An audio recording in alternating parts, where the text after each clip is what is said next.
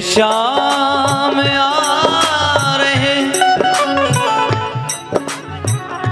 ओ मेरे श्याम आ रहे हैं, दरस का पैगाम लो। मेरे श्याम आ रहे हैं, दरस का पैगाम लो।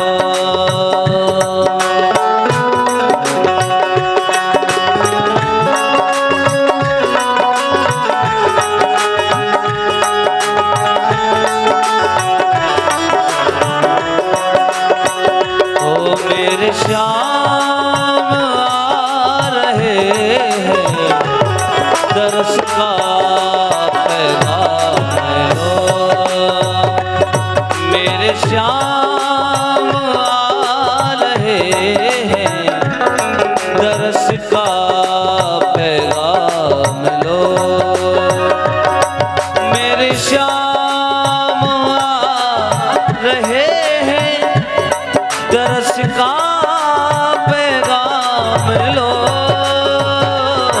मेरे श्याम आ रहे हैं, दरस का पैगाम लो। वो हटा रहे हैं पर्दा, वो हटा रहे हैं पर्दा, जरा दिल को थाम लो। वो हटा रहे हैं पर्दा, जरा दिल को थाम लो।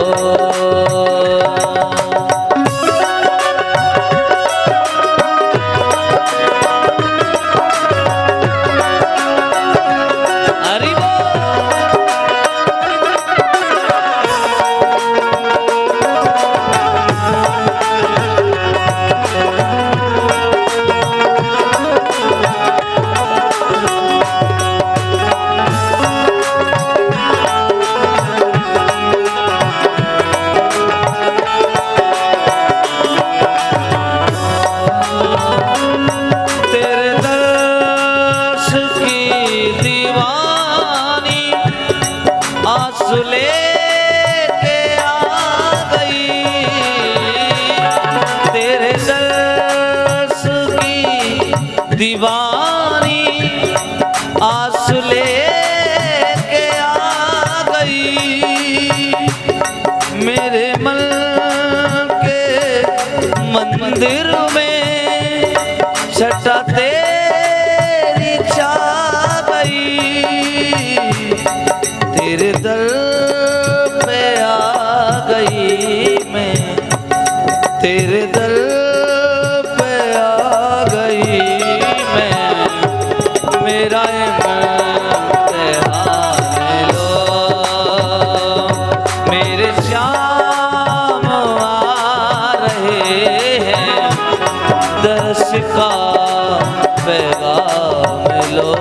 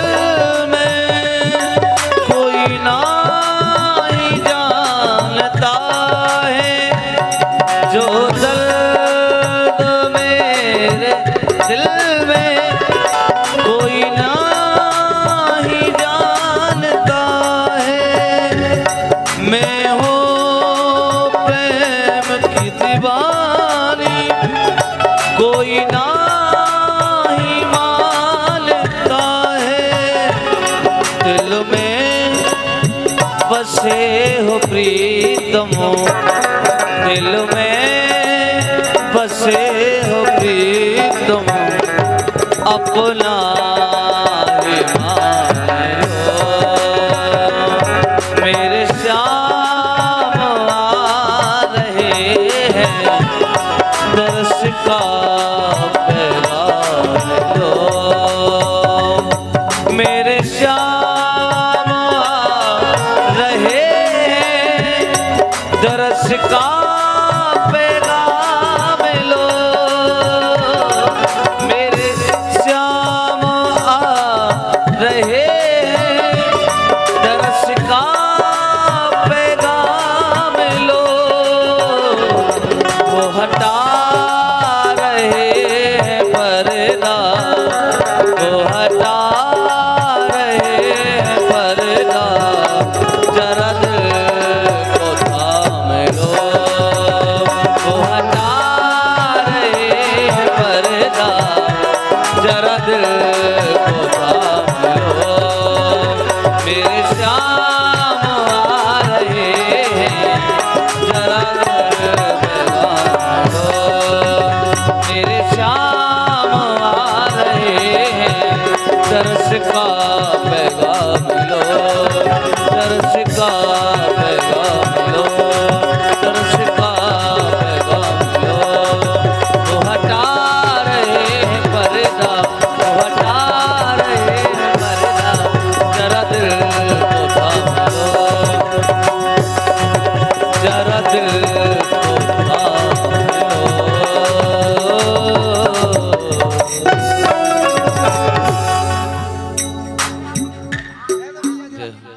हरे हरि बोल।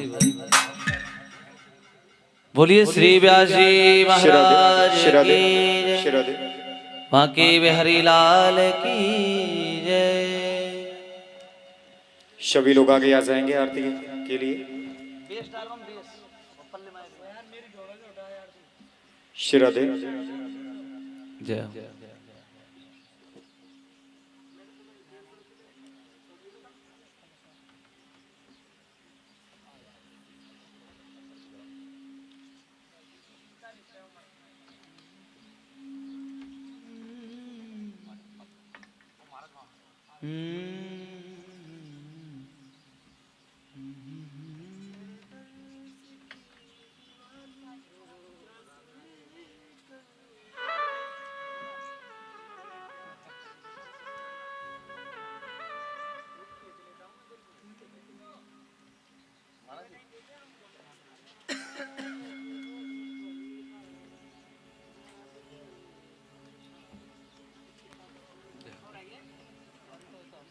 श्री राधे।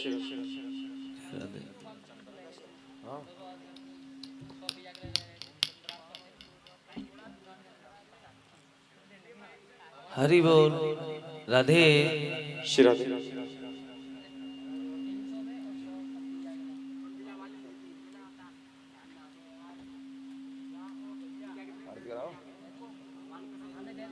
ओम चंद्रमा मनसो जातचोः सूर्यो अजायतः श्रोत्राद्वायुष्य प्राणस्य मुखादग्निरजायतः।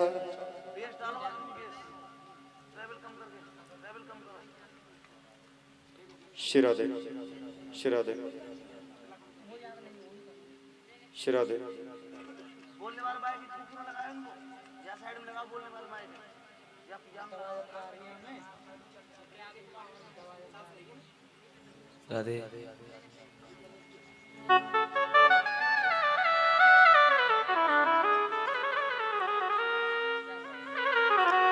जय राधे। श्री भागवत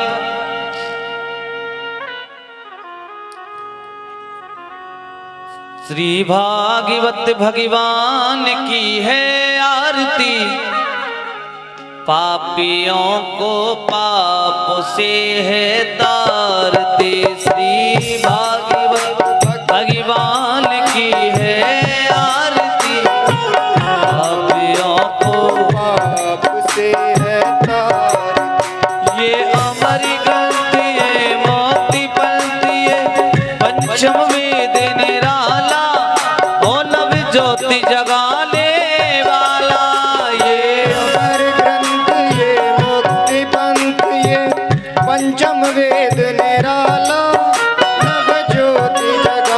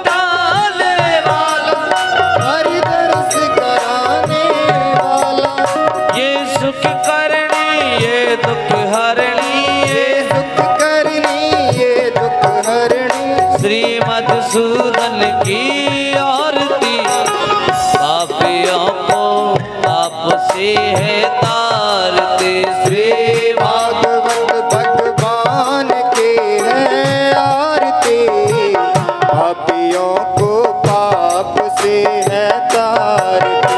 ये मधुरी बोल जगपंथ गोल, शनि मार्ग बताने वाला, ओ बिगड़ी को बनाने वाला। ये मधुर बोल जगफंद खोल, सन्मार्ग बताने वाला, ओ बिगड़ी को बनाने वाला। श्री राम यही घनश्याम यही, श्री राम यही घनश्याम यही, मेरे राम यही मेरे श्याम यही, मेरे राम यही मेरे श्याम यही। प्रभु की महिमा की आरती, जय हो। पापियों को पाप से है तारते। श्री भागवत भगवान के है आरती, पापियों को पाप से है तारती। कपूर गौरम करुणावतारम, संसार सारम भुजगेंद्रहारम, सदा वसंतम हृदयारविंदे भवम भवानी सहतम नमामि। त्वमेव माता जगता त्वमेव, त्वमेव बन्धो चषका त्वमेव, त्वमेव विद्या द्रविडं त्वमेव, त्वमेव सर्वं मम देव देव, त्वमेव सर्वं मम देव देव, त्वमेव सर्वं मम देव देव। त्वमेव सर्वं मम देव देव। विश्वदेवाभिवन्दनं महा। ओम देवः शान्तिरन्तरिक्षं शान्ति पृथ्वी शान्तिरापः शान्तिरोगदेवः शान्तिः वनस्पतयः शान्तिः पुष्पदेवः शान्तिः ब्रह्म शान्तिः सर्वगुं शान्ति शान्तिरेव शान्तिः श्यामा शान्तिरेधिः। श्रीराधे। श्री राधे। बोलो बढ़ाओ। हरि ओम।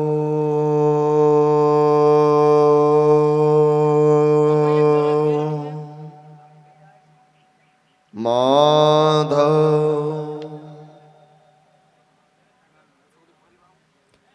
कर्पूर गौरम करुणावतारम,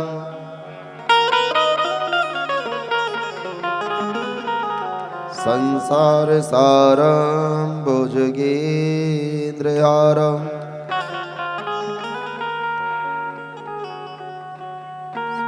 सदा वसंतम हृदयारविंदे भवं भवामि सहितं नमामि।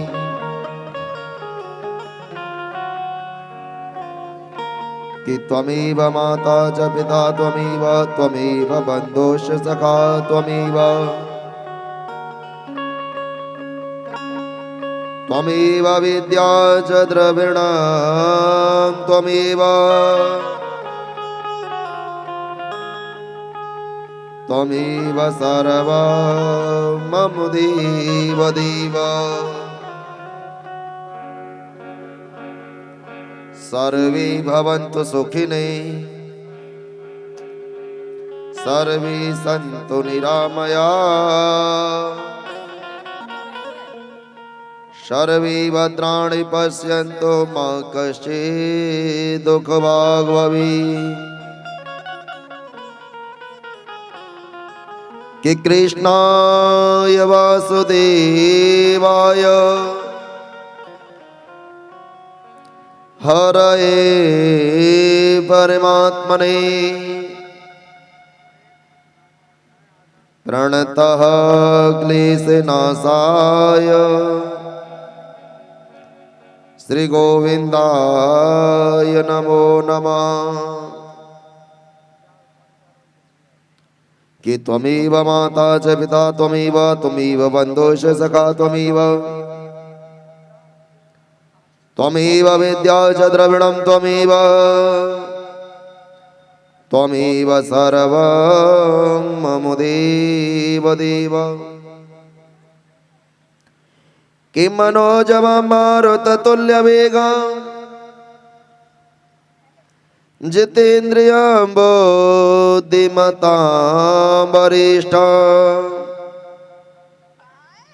वातात्मजं सवानर्योतमुख्यं श्रीरामदूतं शरणं प्रपद्ये।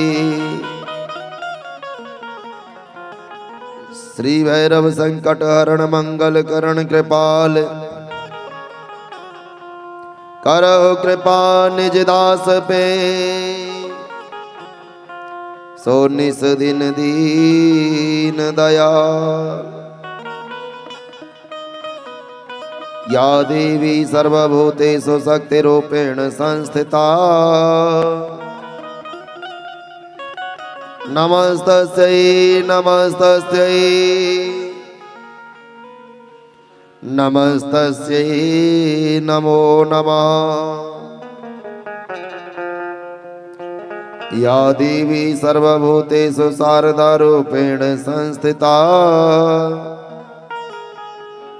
नमस्तस्यै नमस्तस्यै नमस्तस्यै नमो नमः। कि सर्वस्वरूपी सर्वेशे सर्वशक्ति समन्विते वायव्यस्त्राहिनो देवी दुर्गे देवी नमोस्तुते। श्री राधे।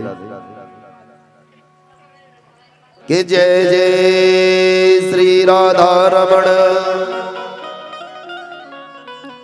और जय जय नवल किशोर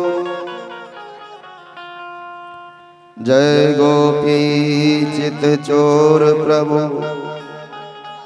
कि जय जय माखन चोर कि सौंप दिया इस जीवन का सब भार आपके हाथों में है जीत आपके हाथों में मेरी माँ और हार आपके हाथों में। बोलिए श्रीमद् भागवत भगवान की जय हो। श्री सुखदेव जी महाराज की जय हो। श्री सूत जी महाराज की जय हो। श्री सौनकादि महाराज की जय हो। उमापति महादेव की जय हो। रमापति रामचंद्र की जय हो। राधा वल्लभ लाल की जय हो। चारों वेदन की जय हो। छयो शास्त्रन की जय हो। 18 पुराणन की जय हो। खदरा वाली चामुंड मैया की जय। शहजानंद बाबा की जय। परा देवी मैया की जय। पथवारी मैया की जय। डूणा बाबा की जय। बंगाली बाबा की जय। क्षेत्र के समस्त देवी देवताओं की जय। दुर्गे मैया की जय। आज के आनंद की जय। जय श्री राधे जय जय श्री राधे जय जय श्री राधे। नमः पार्वती पते हर हर हर महादेव। सच्चियां जोता वाली माता तेरी सदाई जय। परम मंगलमय परात्पर अकारण करना वर्णाले तड़ित विनिंदित पीतांबरधारी बालकृष्ण लाल की वांग्मय प्रतिमूर्ति श्रीमद् भागवत महापुराण। बालकृष्ण प्रभु महाकाली महालक्ष्मी महासरस्वती स्वरूपा राज राजेश्वरी पराम्बा जगदम्बा मेरी मैया की असीम अनुकंपा से आज आपकी नगरी में श्रीमद् भागवत कथा का सप्तम सत्र प्रारंभ होने जा रहा है। तो आइए 2 मिनट भगवान नाम कीर्तन करते हुए मीठी मीठी करतल ध्वनि के साथ में कथा में प्रवेश करेंगे। जाए ने कि तू घुमा दे या तो कछु सुनाई पड़े जब अक्सर तू कर मैं थोड़ो का सेटिंग कर रहा कि आज भगवान मालिक का लास्ट दिन आए शिरा दे चलिए भैया जय जय राधा रमण हरि बोल जय जय राधा रमण हरि बोल जय जय राधा रमण हरि बोल जय जय राधा रमण हरि बोल जय जय राधा रमण हरि बोल हरि बोल जय राधा रमण हरि बोल जय जय राधा रमण हरि बोल जय जय राधा रमण हरि बोल जय जय राधा रमण हरि बोल जय जय राधा रमण हरि बोल हरि बोल हरि हरि हरि हरि बोल हरि बोल हरि बोल हरि बोल हरि हरि हरि बोल हरि बोल हरि हरि बोल आके सब माधव गोविंद बोल के सब माधव गोविंद बोल जय जय राधा रमण हरि बोल जय जय राधा रमण हरि बोल जय जय राधा रमण हरि जय हो जय जय राधा रमण हरि बोल जय जय राधा रमण हरि बोल जय जय राधा रमण हरि बोल जय जय राधा रमण हरि बोल जय जय राधा रमण हरि बोल जय हो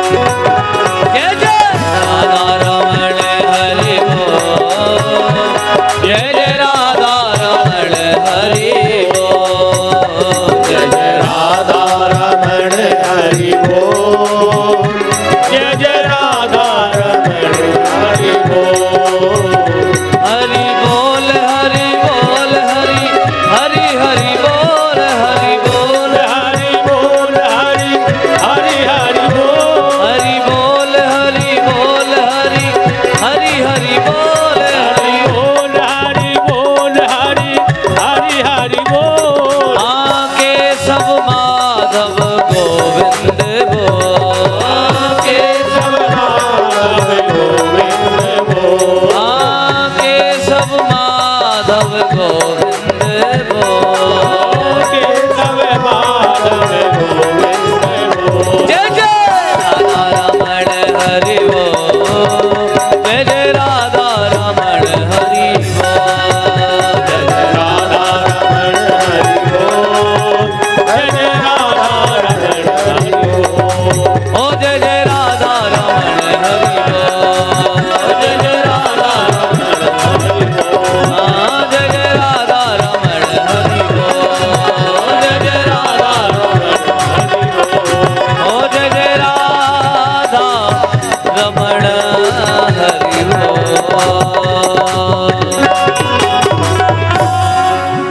जय जय श्री राधे अब जब फुल खोल दे भैया फुल खोल दे पूरा खोल दे जाए पूरा श्री राधे हाँ श्री राधे हाँ, ठीक। कल आप सबने बड़ी सुंदर भगवान के प्रसंगों का श्रवण किया।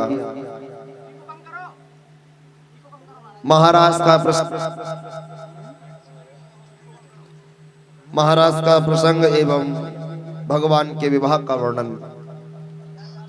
कल भगवान का विवाह महोत्सव बड़ी धूमधाम से मनाया, जिसमें बारात भी भगवान की आई है। ऐसे विवाह कहीं कहीं देखने को मिलते हैं जब भगवान की बारात भी निकल करके आए। अब भगवान का प्रथम विवाह कल संपन्न हो गया। यहां से आगे भगवान के विवाहों का वर्णन। सुदामा जी से मित्रता। लेकिन कहते हैं ना सज्जनों कि जीव के जब शत्रु बढ़ जाते हैं ना, जब प्रसिद्धि बढ़ जाती है तो शत्रु भी उतने ही बढ़ जाते हैं। भगवान के शत्रु भी अंतर से प्रकट हो गए। शत्रु कई प्रकार के होते हैं सज्जनों। कौन कौन से? एक शत्रु होता है आंतरिक शत्रु और एक होता है बाह्य शत्रु। बाह्य शत्रु कौन सा होता है? बाह्य शत्रु वो होता है जो दिखाई देने वाले शत्रु हैं, और अंदर के जो शत्रु हैं वो काम, क्रोध, छल, कपट। भगवान के बाह्य शत्रु बढ़ गए। जैसे ही भगवान का प्रथम विवाह हुआ, प्रथम संतान ने अवतार ले लिया भगवान के। जैसे ही प्रथम संतान का जन्म हुआ, एक संबरासुर नाम का राक्षस और भगवान की प्रथम संतान को प्रसूति का गृह से चुरा करके ले गया। ले जाकर के समुद्र में फेंक दिया। बड़ी सुंदर बात कहते हैं कि दुख में तड़पो मती, सुख में फूलो मती। कि दुख में तड़पो मती, सुख में फूलो मती। प्राण जाए मगर नाम भूलो मती। और मुरली वाली को दिल से लुभाते चलो,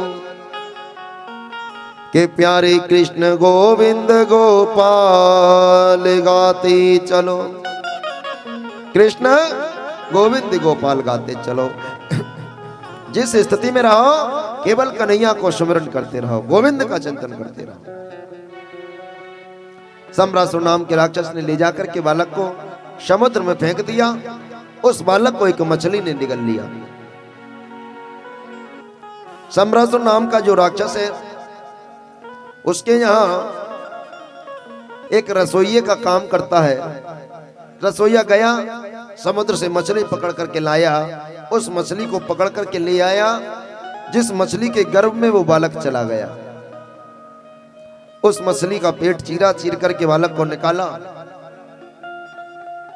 और निकाल करके महाराज संबरासुर को प्रदान कर दिया। जैसे ही संबरासुर को ले जाकर के दिया, महाराज ने कहा सुनो, इसको अपने पास ही रखो। आपके कोई संतान नहीं है ना, इसका लालन पालन आप खुद करना। उस मछुआरे ने उस बालक का लालन पालन करना प्रारंभ कर दिया। उस मछुआरे की पत्नी का नाम है विद्यावती। विद्यावती ने उस बालक का पालन करना प्रारंभ किया। ये विद्यावती है कौन? पूर्व जन्म में कामदेव की पत्नी रति। पूर्व जन्म में कामदेव की जो पत्नी है रति, जब शिव तीसर नयन उघारा, कामदेव भय उज्जर जा रहा। जब भगवान भोलेनाथ ने तीसरा नेत्र खोल दिया, खोल करके कामदेव को जला करके भस्म कर दिया। आज कामदेव भगवान की प्रथम संतान के रूप में अवतरित होकर के आए, प्रद्युम्न के रूप में। रति उस रसोइया की पत्नी के रूप में आई, आकर के अपने पति का पुत्र के स्वरूप में पालन कर रही है। धीरे धीरे बालक बड़ा हो गया। नारद जी महाराज आए। नारद जी ने आकर के सारा वृत्तांत कह सुनाया। प्रद्युम्न जी महाराज ने संबरासुर का प्राणांत कर दिया। और जैसे ही संबरासुर का प्राणांत किया, अपनी पत्नी रति को लेकर के द्वारका के लिए प्रवेश कर गई। बोलिए द्वारकाधीश भगवान की। देखो, प्रयास तो बहुत कर रहे हैं, लेकिन क्या करें, साउंड की वजह से शायद आपको परेशानी हो रही है। पीछे तक आवाज भी नहीं पहुंच पा रही। कल तक जो सेटिंग थी वो भी सेटिंग ये नहीं कर पा रहा है। अब बताओ कैसे काम चलेगा? जब हमारो ही मन ना लग रहा कथा करने में, तो आप में तो आनंद आवेगा ही कैसे? सबसे बड़ी समस्या है। भगवान के कितने विवाह हुए कुल मिलाकर के? 16,108। 16,108 विवाहों में से 8 भगवान की पटरानियां हैं। भगवान का दूसरा विवाह किसके साथ हुआ? जामवती के साथ। श्री सूत जी महाराज शौनकादि ऋषियों से कहने लगे, शौनकादि ऋषियों ने कहा महाराज एक बात बताओ, जामवंत की पुत्री के साथ भगवान का विवाह कैसे संपन्न हो गया? ऐसा क्या हुआ? सूत जी महाराज कहने लगे शौनकादि ऋषियों से, एक दिन एक सत्राजित नाम के राजा हैं, उन्होंने सभा लगाई। सभा में बड़े बड़े राजाओं को बुलवाया। सभा में जब राजाओं को बुलवाया, राजा पहुंच गए, सभी सभा में विराजमान है। सत्राजित नाम के राजा के यहाँ एक इतनी सुंदर मणि है, उस मणि का अगर 8 घंटे पूजन किया जाए तो 2 क्विंटल सोना नित्य प्रति देती है। 2 क्विंटल सोना। मेरे प्रभु ने कहा राजन, आपके परिवार में कितने सदस्य हैं? राजा सत्राजित हाथ जोड़ करके बोला महाराज, एक मैं, एक मेरी पत्नी, एक मेरा भाई और एक मेरी पुत्री। भगवान ने कहा कुल मिलाकर के 3.5 लोग। बोले जी महाराज। तो एक काम करो, तुम्हारे पास जो मणि है ना, इस मणि को आप हमें दे दो, मैं जन का कल्याण करता रहूंगा। राजा सत्राजित ने मना कर दिया। अगले दिन उसका भाई प्रसेन उस मणि को गले में डाल करके शिकार खेलने के लिए गया। 3 दिन व्यतीत हो गए, लौट करके नहीं आया। राजा सत्राजित ने कहा अपनी पत्नी से, देवी मुझे तो ऐसा प्रतीत होता है कि हमारे भाई का अपहरण हो गया। और अपहरण किया किसने? बोले द्वारकाधीश ने। क्योंकि उस दिन द्वारकाधीश कह रहे थे कि ये मणि मुझे दे दो। शायद उस मणि की वजह से उन्होंने अपहरण करा दिया। भगवान को पता लगी। भगवान द्वारकाधीश और गुरु गर्गाचार्य जी महाराज दोनों जंगल में जाने लगे। गुरुदेव ने कहा प्रभु शायद आपने चौथ का चंद्रमा देख लिया होगा। चौथ का चंद्रमा देखने से जीव को कलंक लग जाता है। जंगल में गए, वहां जाकर के देखा प्रसेन की लाश पड़ी है, लेकिन प्रसेन की लाश के पास में एक शेर के पैर के निशान बने हैं। आगे गए, आगे जाकर के देखा शेर मरा हुआ पड़ा है। शेर के पास जामवंत जी महाराज रीछराज भगवान के पैर बने हैं। उन कदमों के पीछे पीछे गए और जैसे ही एक गुफा के अंदर से प्रकाश को आते हुए देखा। प्रकाश जब आया, अंदर प्रवेश करके गुरुदेव से कहा गुरुदेव आप दरवाजे पे खड़े रहना, और अगर मैं लौट करके ना आऊं तो आप लौट करके द्वारका चले जाना। द्वारकाधीश अंदर गए। सज्जनों, जामवंत जी महाराज का और द्वारकाधीश का भीषण युद्ध होना प्रारंभ हो गया। 1 हफ्ता व्यतीत हो गया। दोनों में मल्ल युद्ध होते होते ना तो द्वारकाधीश हारने का नाम लेते हैं और ना जामवंत जी महाराज। जामवंत जी महाराज को एकदम से याद आया, हाथ जोड़ करके बोले महाराज समझ गया मैं, आप कोई और नहीं। बोले तो? बोले आप तो मेरी राघवेंद्र सरकार हैं। राघवेंद्र सरकार? बोले जिस समय राम राजा बन गए, जब राघवेंद्र सरकार राजा बन गए, राघवेंद्र सरकार ने सबसे कहा कुछ ना कुछ मांग लो। सभी ने कुछ ना कुछ मांगा। सज्जनों, जब जामवंत जी महाराज की बारी आई ना,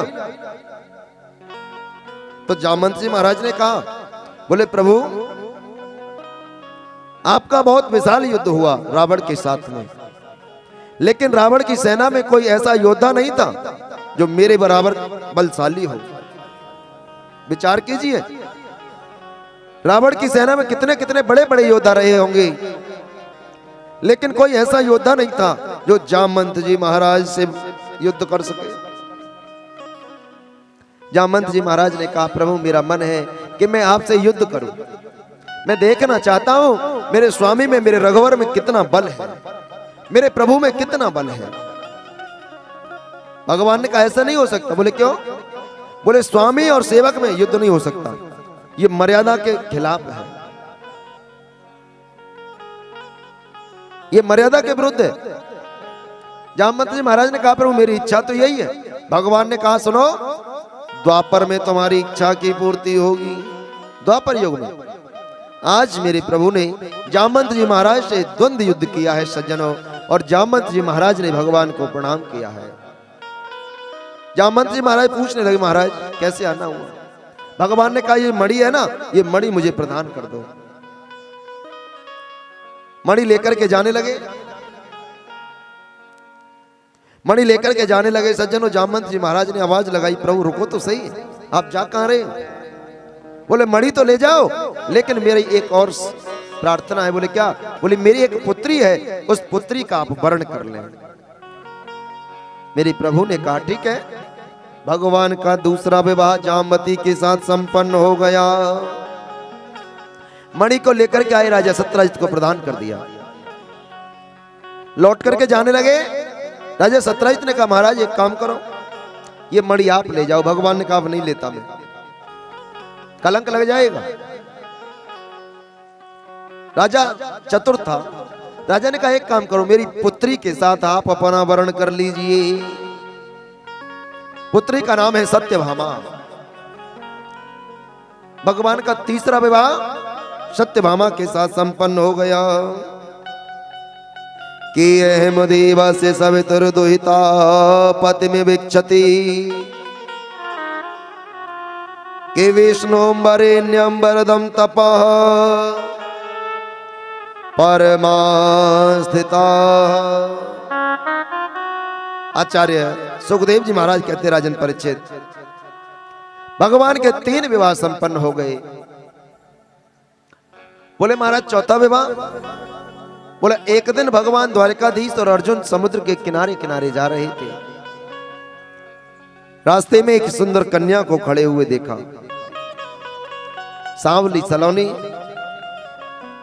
जंगल में खड़ी होकर के भजन कर रही है।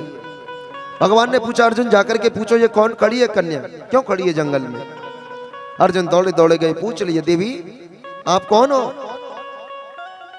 हाथ जोड़ करके कहा मैं सूर्य की पुत्री यमुना। बोले क्यों खड़ी हो? बोले मैं द्वारकाधीश का वर्ण करना चाहती हूं।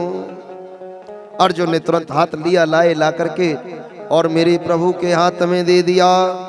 भगवान के कितने विवाह संपन्न हो गए परीक्षित जी महाराज? 4 विवाह। बोले 5वां विवाह?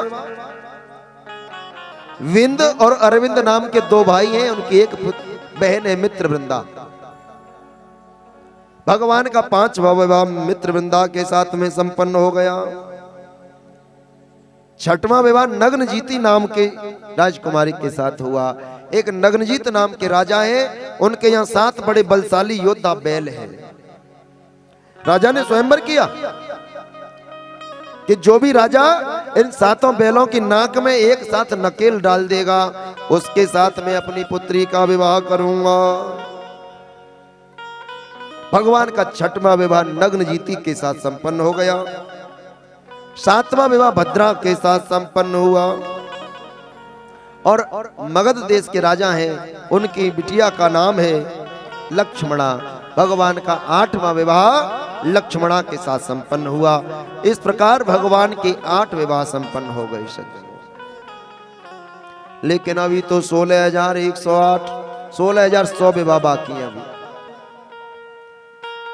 राजा परीक्षित ने पूछ लिया महाराज एक बात बताओ, भगवान के 16,100 विवाह कैसे हुए? बड़ी सुंदर बात कही सुखदेव जी महाराज ने। बोले एक भौमासुर नाम का राक्षस था, बड़ा योद्धा राजा था। उसने बारी बारी संकल्प किया कि जिस समय मेरे कारागृह में 20,000 राजकुमारियां एक साथ हो जाएंगी, मैं उनसे एक साथ एक मंडप में विवाह कर लूंगा। जिस राजा को परास्त करे उसी की राजकुमारियां दासियां सबको ला करके बंदी बना ले। उसके महल में 16,100 राजकुमारियां बंदी हो गई।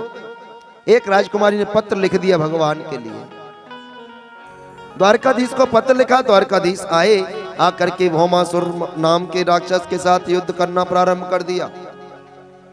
और जैसे ही युद्ध किया ना, युद्ध करते करते मेरे प्रभु ने भौमासुर का प्राणांत कर दिया। जैसे भौमासुर का प्राणांत किया, 16,100 राजकुमारियों को मुक्त कर दिया। सबने भगवान को प्रणाम किया, भगवान को प्रणाम करके जाने लगे। आज मेरे प्रभु ने विचार कर लिया, देखो तो सही, ये 16,100 राजकुमारियां अपने घर जाएंगी, माता पिता स्वीकार नहीं करेंगे, क्योंकि दूसरे राजा के यहां बंदी रह करके आई हैं। कुछ राजकुमारियां मर जाएंगी, कुछ गलत रास्ते पर चली जाएंगी, पता नहीं क्या होगा इनके जीवन का। भगवान ने विचार किया, क्यों ना मैं इनका वर्ण कर लूं। मेरे प्रभु ने कहा, देवियों अगर आपका मन हो तो मैं आप सभी के साथ विवाह करना चाहता हूं। जैसे ही भगवान ने कहा, सज्जनों, एकदम से राजकुमारियां बड़ी प्रसन्न हुई, हाथ जोड़ करके बोली, प्रभु आप तो जगत के पति हो, आप हमारे भी पति हो। भगवान ने एक मंडप में 16,100 राजकुमारियों का वर्ण कर लिया। भगवान के कुल मिलाकर के कितने विवाह हुए? 16,108 विवाह संपन्न हो गए। लेकिन एक बात बताऊं आपको, हमारे वेद के 3 कांड हैं। ये जो भगवान की पत्नियां बनकर के आई हैं, कौन है? भगवान की 8 पटरानियां हैं। ये पटरानी कौन है? परमात्मा कभी प्रकृति के वश में नहीं रहता, प्रकृति परमात्मा के वश में रहती है। हमारी कितने प्रकार की प्रकृति है? 8 प्रकार की प्रकृति है। 8 प्रकार की प्रकृति भगवान की अष्टपटरानियां बन करके आई हैं, जो भगवान के अधीन रहती हैं। सज्जनों, हमारे वेद के 3 कांड हैं, ज्ञान कांड, कर्म कांड और उपासना कांड। ज्ञान कांड कहते हैं जिसमें हमें जानकारी मिलती है, ज्ञान दिया जाता है। कर्म कांड कहते हैं जिससे हम पूजा पाठ आदि कराते हैं। और उपासना कांड कहते हैं उपसमीपे आसनम इति उपासनम। उपसमीपे आसनम इति उपासनम, यानी जो भगवान का सानिध्य प्राप्त करा दे, जो भगवान से मिला दे, परमात्मा के समीप पहुंचा दे, ये उपासना होती है। सज्जन, उपासना कांड के 16,000 मंत्र हैं। बड़ी समझने की बात है, हो सकता है आवाज कम आ रही हो, लेकिन बहुत आराम से बोल रहा हूं मैं। उपासना कांड के 16,000 मंत्र हैं, और जो 16,000 मंत्र हैं, भगवान की 16,000 पत्नियां बन करके आई हैं। ये भगवान के निरंतर समीप रहती हैं। सज्जन, और बोले महाराज ये 100 कौन है? बोले हमारे वेद में 100 उपनिषद हैं। 100 प्रकार के जो उपनिषद हैं, इन उपनिषदों में भगवान श्री कृष्ण की भक्ति कूट कूट करके भरी है। प्यारे, 100 प्रकार के उपनिषद भगवान की 100 पत्नियां बन करके आई हैं। इस प्रकार भगवान के 16,108 पत्नियों का वर्णन आप सभी ने श्रवण किया। अब तो भगवान के विवाह हो गए। आज मेरे प्रभु विचार कर रहे हैं कि जा दिन से रुक्मणी से विवाह हुआ, सभी पत्नियां कभी ना कभी भगवान से झगड़ लेती। ये घर का धर्म है गृहस्थ का। गृहस्थ में पति पत्नी में अनबन हो ही जाती है। बोलो राधे राधे। लेकिन उस अनबन को कैसे प्रेम में बदला जाए, ये कोई भगवान से सीखे। सज्जनों, और सबसे ज्यादा झगड़ा किसके साथ होता है पता है? बताओ। सबसे ज्यादा झगड़ा होता है तो सत्यभामा के साथ में होता है। क्यों? क्योंकि भगवान के पास में जितना स्वर्ण है ना, जितना खजाना है, उसका 60% खजाना सत्यभामा का है। सत्यभामा के पिता ने ऐसी मणि दी है, उस मणि से 2 कुंटल सोना नित्य प्रति उत्पन्न होता है। अब जो बहू दहेज लेकर के आएगी तो नखरे तो सहन करने पड़ेंगे, नहीं करने पड़ेंगे? हैं? बहू 2 प्रकार की होती है। कौन कौन सी बताओ? नहीं पता? कथा सुनते हो? है? कथा तो सबने सुनी है, बता दें। बहू 2 प्रकार की होती है। एक तो होती है कार वाली, कार वाली बहू किस किस को चाहिए? जल्दी बताओ, हाथ खड़ा करके बताओ। आपको चाहिए? नहीं, बता दो आपको चाहिए था। अगर कार वाली बहू चाहिए ना तो बुढ़ापे में रोटी अपने आप करनी पड़ेगी, उम्मीद मत करना। बोलो राधे राधे। और दूसरी बहू होती है संस्कार वाली। अगर संस्कार वाली लोगे ना तो परिवार में शांति भी रहेगी और आपका जीवन यापन भी अच्छा होता रहेगा। एक बार क्या हुआ पता है? पति पत्नी में झगड़ा हो गया। पति पत्नी में झगड़ा हो गया, पति बेचारे मौन हो गए। पत्नी ने गुस्से में कहा, अरे तुम तो बड़े जानवर हो। पत्नी ने गुस्से में कह दिया, तुम तो बड़े जानवर हो। पति समझदार था, पढ़ा लिखा था। उसने कहा, बिल्कुल सही कहा देवी आपने, बिल्कुल सही कहा। बोले कैसे? बोले तुम मेरी जान हो और मैं तुम्हारा बर हूं, इसीलिए तो जानवर हूं। तो आइए सुंदर से भजन के माध्यम से कथा में प्रवेश करेंगे। और ऐसे ही अब रघुपति राघव राजा राम, जैसी व्यवस्था वैसा काम, जो है उसी में संतुष्टि करनी पड़ेगी। ठीक है, आइए सुंदर से भजन के माध्यम से कथा में आनंद लेंगे और प्रयास करेंगे। आज अंतिम दिवस है, आपको भरपूर आनंद दिया जाए, भरपूर आनंद दिया जाए। जय श्री राधे, जय श्री कृष्ण।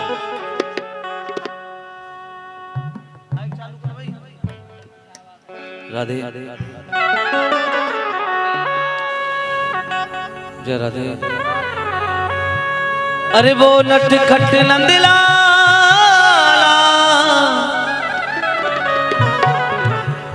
माखन चुराने वाला। जय हो। वो नटखट नंदलाला, माखन चुराने वाला। अरे मेरे दिल को, मेरे दिल को, मेरे दिल को चुरा के ले गया, ले गया वो नटखट नंदलाला। मेरे दिल को चुरा के ले गया वो नटखट नंदलाला। ओ मेरे दिल को चुरा के ले गया, ले गया वो नटखट नंदलाला। मेरे दिल को चुरा के ले गया, ले गया वो नटखट नंदलाला। वो नटखट नंदलाला, माखन चुराने वाला। वो नटखट माखन चुराने वाला। मेरे दिल को, मेरे दिल को, मेरे दिल को चुरा के ले गया, ले गया वो नटखट नंदलाला। मेरे दिल को चुरा के ले गया, ले गया वो नटखट नंदलाला। जय हो।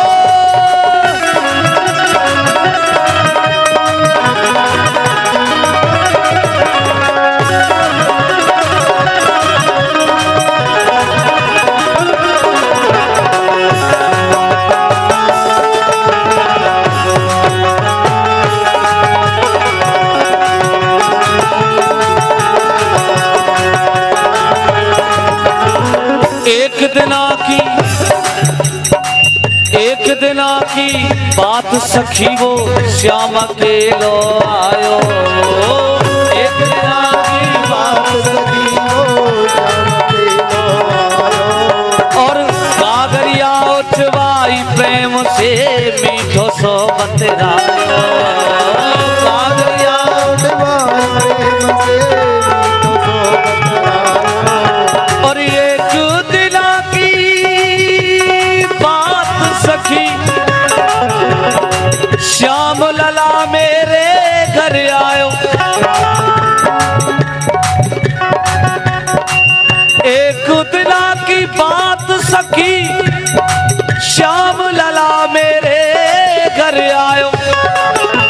और मैंने समझी ब्रज को सखा, जल्दी से वो घूंघट सरकायो। जल्दी से वो घूंघट सरकायो। अरे मैंने समझी ब्रज को सखा, जल्दी से वो घूंघट सरकायो। अरे इतने में वो चलो गयो, एक सखी ने वो आन बतायो। अरे आग लगे मेरी घूंघट में, अखियां भर श्याम मैंने देख आयो। अखियां भर श्याम, अखियां भर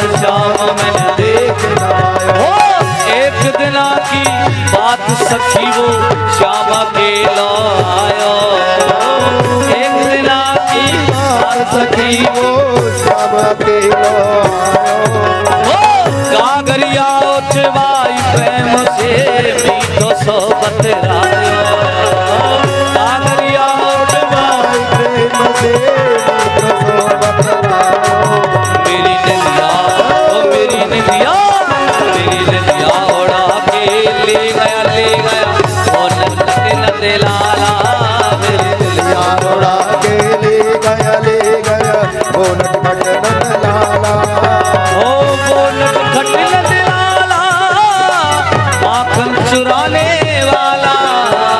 वो नटखट नंद लाला माखन चुराने वाला मेरे दिल को चुरा के ले गया वो नटखट नंद लाला मेरे दिल को चुरा के ले गया वो नटखट नंद लाला।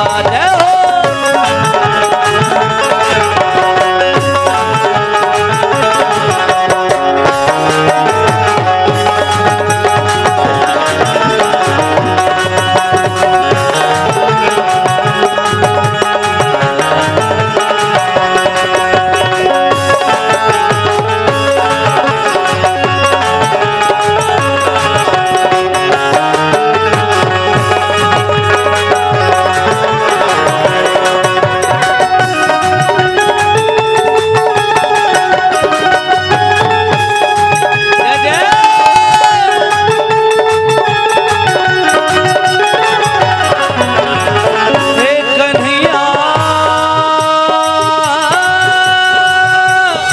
हो सावरिया मनमोहना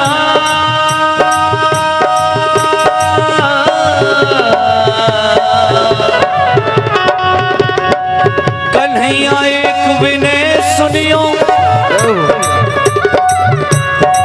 कन्हैया एक विनय सुनियो नित मेरी गली में आइयो ना।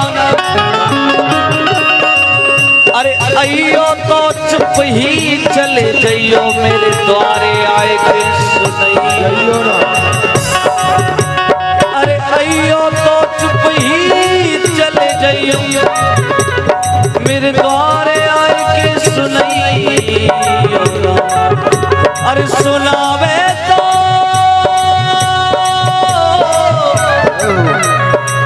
सुनावे तो अपनइयो मुझे अपना के कहीं मुझे जइयो ना। और अयो तो चुप ही चले जइयो मेरे द्वारे आए के सुनइयो ना। मेरे द्वारे आए के सुनइयो मेरे द्वारे आए के सुनइयो ना। हो प्यारो प्यारो सुंदर सुंदर राधा रस बिहारी। प्यारो प्यारो सुंदर राधा रस कविहारी। हो प्यारो प्यारो सुंदर सुंदर राधा रस बिहारी। प्यारो प्यारो सुंदर सुंदर राधा रस कविहारी। मेरी अखियन में आंसू दे गया ओ नटखट नंद लाला मेरे दिल को चुरा के ले गया वो नटखट नंद लाला। वो नटखट नंद लाला आखिर चुराने वाला। वो नटखट नंद लाला आखिर चुराने वाला मेरे दिल को चुरा के ले गया वो नटखट नंद लाला मेरे दिल तो चुरा के ले गया वो नटखट नंद लाला।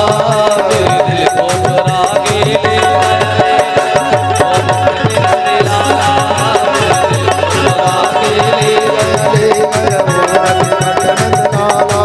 मेरे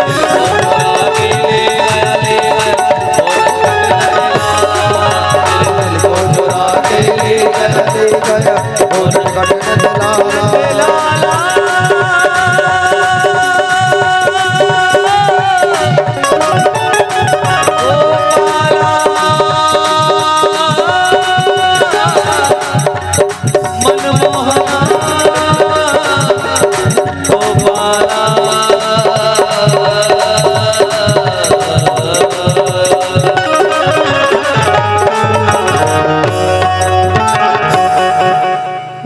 द्वारकाधीश भगवान की जय। मेरे दिल को चुरा कर ले गया वो नटखट नंदलाला। भगवान ने रुक्मणी जी से विनोद लीला करना प्रारंभ कर दिया। विचार कर रहे हैं कि जा दिन से रुक्मणी को विवाह है के आयो ना, बाद दिन से रुक्मणी के चेहरे पे क्रोध नहीं देखा। तो देखना चाहते हैं मेरे प्रभु कि क्रोध में रुक्मणी का चेहरा कैसा प्रतीत होता है। आज भवन में प्रभु विराजमान है। रुक्मणी जी जैसे ही भवन में प्रवेश होती हैं, आचार्य सुखदेव जी महाराज बड़ा वर्णन करते हैं सज्जनों कि राजपुत्री सीता भूपे लोकपाल विभूति महानुभाव श्रीमद्रूपा दार्यैर्वलोर्जिता कि राजपुत्र सुते भूपे लोकपाल विभूति। रुक्मणी ने देखा, हाथ जोड़ करके कहने लगी प्रभु क्या बात है, क्या आपको कोई कष्ट है, क्या कोई परेशानी है? भगवान नहीं बोले। रुक्मणी जी बार बार भगवान को मना रही हैं, भगवान कोई जवाब नहीं देते। रुक्मणी जी ने कहा प्रभु क्या मुझसे कोई गलती हो गई? भगवान ने कहा देवी आप तो गलती की बात करती हो। अरे एक गलती हो तो बताओ, आप तो गलती पे गलती गलती पे गलती गलती पे गलती कर रही हो। रुक्मणी जी मौन हो गई, बोली नहीं। भगवान ने अपने आप प्रश्न करना प्रारंभ कर दिया और अपने आप उत्तर देना प्रारंभ कर दिया। भगवान ने कहा तुम्हारी पहली गलती कि तुमने मेरे साथ विवाह किया। तुम्हारी पहली गलती तुमने मेरे साथ विवाह किया। अरे तुम्हारे लिए मुझसे भी बड़े बड़े राजाओं के ऑफर आए, लेकिन आपने सबको ठुकरा दिया। अगर आप कहती हैं जी विवाह तो नहीं करती, विवाह इसलिए कर लिया कि आप बड़े सुंदर हो, बोले ये तो बेकार की बात है। मेरा चेहरा तो देखो, मैं कितना काला कलूटा हूं। कोई टेढ़ा कहता है, कोई कनुआ कहता है। अगर आप ये कहें अजी विवाह तो नहीं करती इसलिए कर लिया कि आप देवकी नंदन हो, आप वसुदेव नंदन हो, तो ये भी गलत है। अरे कोई कहता है देवकी नंदन, कोई कहता है वसुदेव नंदन, कोई कहता है यशोदा नंदन, कोई कहता है नंद नंदन, और कोई कोई तो कहता है ना तो इसकी माँ का पता है और ना इसके पिता का पता है। ये बात भी गलत है। भगवान ने तीसरा प्रश्न कर दिया, अगर आप ये कहती हो जी विवाह तो नहीं करती लेकिन इसलिए कर लिया कि आप बड़े बलशाली योद्धा हो, तो ये भी गलत है। जब नाना जी ने मथुरा पर चढ़ाई की, मैं रण छोड़ करके भाग गया, मेरा नाम रणछोड़ पड़ गया। मेरे अनेकों नाम पड़ गए, कोई चीर चोर कहता है, कोई माखन चोर कहता है, कोई रणछोड़ कहता है। भगवान ने कहा जी तुम सोचो मैं विवाह कर लिया इसलिए कर लिया कि आप बड़े शत्रुओं का विनाश करते हो। तो भगवान ने बड़ी सुंदर बात कही कि शत्रुओं की वजह से मैं समुद्र की शरण में रहता हूं। संसार में मेरे अनेक शत्रु हैं, उनसे बच करके समुद्र शरणम गतान, समुद्र की शरण में निवास करता हूं। भगवान ने कहा चिंता ना करो, अगर तुम चाहो तो अभी एक काम और हो सकता है। तुम्हारा भाई रुक्मी है ना, रुक्मी से कहकर के तुम्हारा विवाह शिशुपाल के साथ संपन्न करा दूंगा। ये बात भगवान ने कब कही? जब रुक्मणी के 2-4 बालक हो गए। बोलो राधे राधे। रुक्मणी जी को क्रोध नहीं आया सज्जनों, बोली नहीं, एकदम से मूर्छित होकर के जमीन पर गिर पड़ी। भगवान ने तुरंत 4 हाथ धारण कर लिए, 2 हाथों से अंक में उठा लिया, एक हाथ से पंखा करने लगे, एक हाथ से जल के छींटे लगाने लगे। अब तो रुक्मणी जी को होश आया सज्जनों। भगवान कहने लगे, देवी मेरा कोई मंतव्य नहीं था कि मैं आपको दुखी करूं, लेकिन मैंने तो बस विनोद में आपसे पूछ लिया। सज्जनों, रुक्मणी जी ने जो जवाब दिए बड़े सुनने योग्य जवाब है।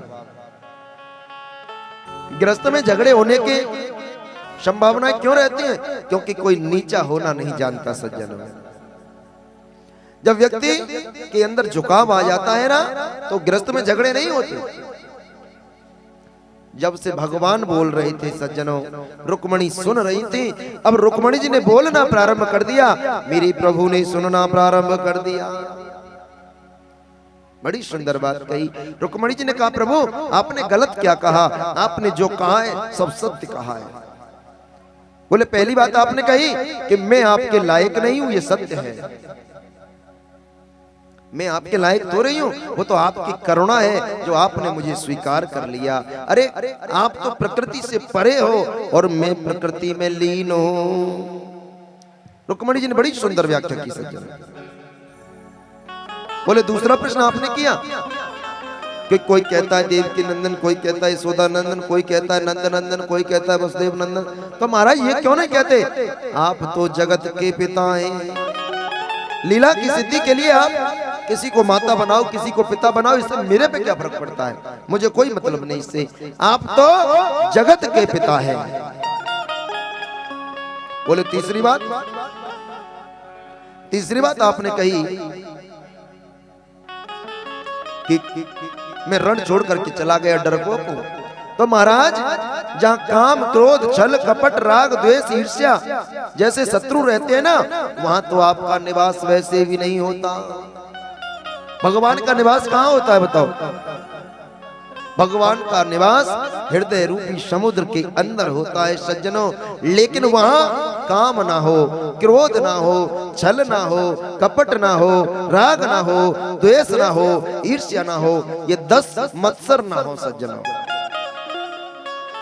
जहां ये 10 वस्तुएं नहीं होती ना, वहीं तो मेरे गोविंद का निवास होता है, वहीं तो मेरे कन्हैया का वास होता है। रुक्मणी जी ने कहा, महाराज आपने एक बात और कही। अजी विवाह तो नहीं करती, विवाह इसलिए कर लिया कि आपका गुणगान करते हैं। तो भगवान ने कहा था कि मेरा गुणगान तो वो करते जिसके अपने खाने का ठिकाना नहीं, अपनी व्यवस्था नहीं। रुक्मणी जी बड़ा सुंदर भाव कहती है, प्रभु अगर मुझसे कोई पूछे ना, तो संसार में सबसे बड़ा धनी कौन है? कि कबीरा सब जग निर्धना और धनवनता नहीं को, धनवनता सोई जानी जकि राम नाम धन हो।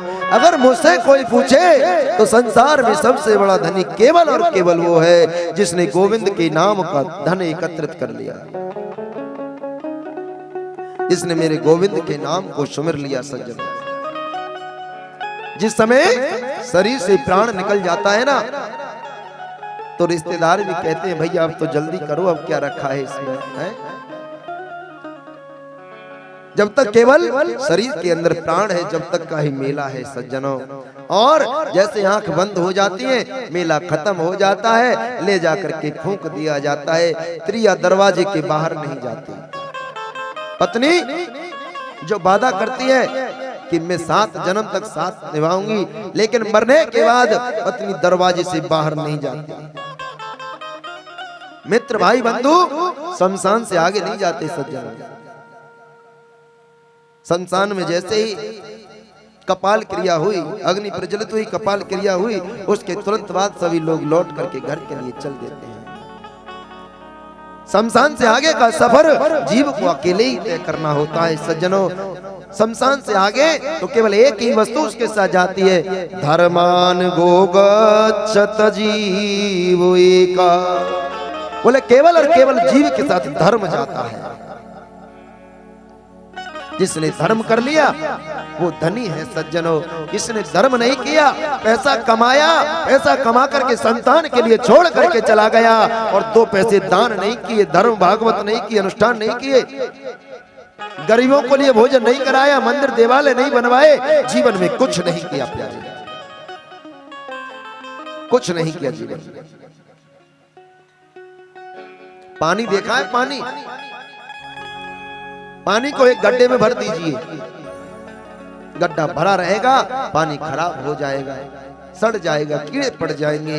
और बहता हुआ पानी कभी खराब नहीं होता प्यारे। कि पोते कपोत को कादन संचय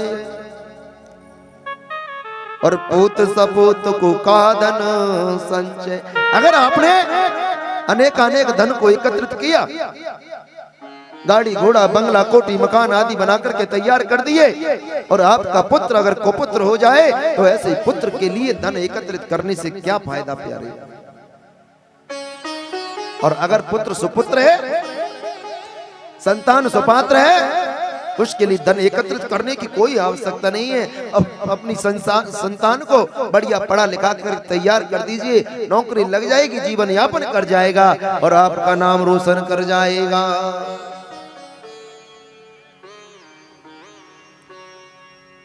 जब तक जीव जिंदा रहता है, जब तक का पूरा संसार का खेल रहता है। अब तो रुक्मणी जी ने बड़ी सुंदर बात कही, प्रभु मुझसे अगर कोई पूछे तो सबसे बड़ा धनी तो वो है जिसने गोविंद के नाम का सुमिरन कर लिया। भगवान ने कहा कोई बात नहीं देवी, मैं तो बस आपके चेहरे को देखना चाहता था कि क्रोध में आपका चेहरा कैसा प्रतीत होता है। धीरे धीरे समय बढ़ गया। एक पौंड्रक नाम के राजा हुए, वो अपने आप को पौंड्रक नंदन वासुदेव कहने लगा और मेरे प्रभु ने उसका प्रणाम कर दिया। और यहां से आगे बड़ा सुंदर प्रसंग है। भगवान का पौत्र है अनिरुद्ध। अनिरुद्ध का विवाह किसके साथ हुआ? अनिरुद्ध का विवाह हुआ सज्जनों उषा के साथ, बाणासुर की पुत्री उषा। अच्छा एक बात बताओ, यहाँ कितने भक्त ऐसे बैठे हैं जिनका संबंध बयाना नगरी से है? हाथ खड़ा करके बताओ। बाणासुर की नगरी कौन सी पता है आपको? बाणासुर की नगरी के बारे में पता है आपको कौन सी है? बयाना को ही बाणासुर की नगरी कहते हैं। बाणासुर की एक पुत्री है उषा, उसकी एक सखी है चित्रलेखा। रात्रि के समय उषा ने स्वप्न देखा, स्वप्न में अनिरुद्ध को देखा। अपनी सखी से कहा, अरे बहन देख, आज मैंने सुंदर राजकुमार को देखा और मैं उसी के साथ विवाह करूंगी। चित्रलेखा ने बारी बारी से सभी के चित्र बनाना प्रारंभ कर दिया। बारी बारी से चित्र बनाए। उषा ने सबको मना कर दिया। जैसे ही द्वारकाधीश का चित्र बनाया, द्वारकाधीश का चित्र जब बनाया, एकदम से विचार करने लगी, हाँ बिल्कुल ऐसा ही तो प्रतीत होता है। और अनिरुद्ध का फोटो जब बनाया, कहने लगी सखी यही तो है। चित्रलेखा रात्रि में गई, सोते हुए अनिरुद्ध को उठा करके लाई और ला करके उषा के भवन में स्थापित कर दिया। आंखें खुली तो उषा ने कुछ पाया।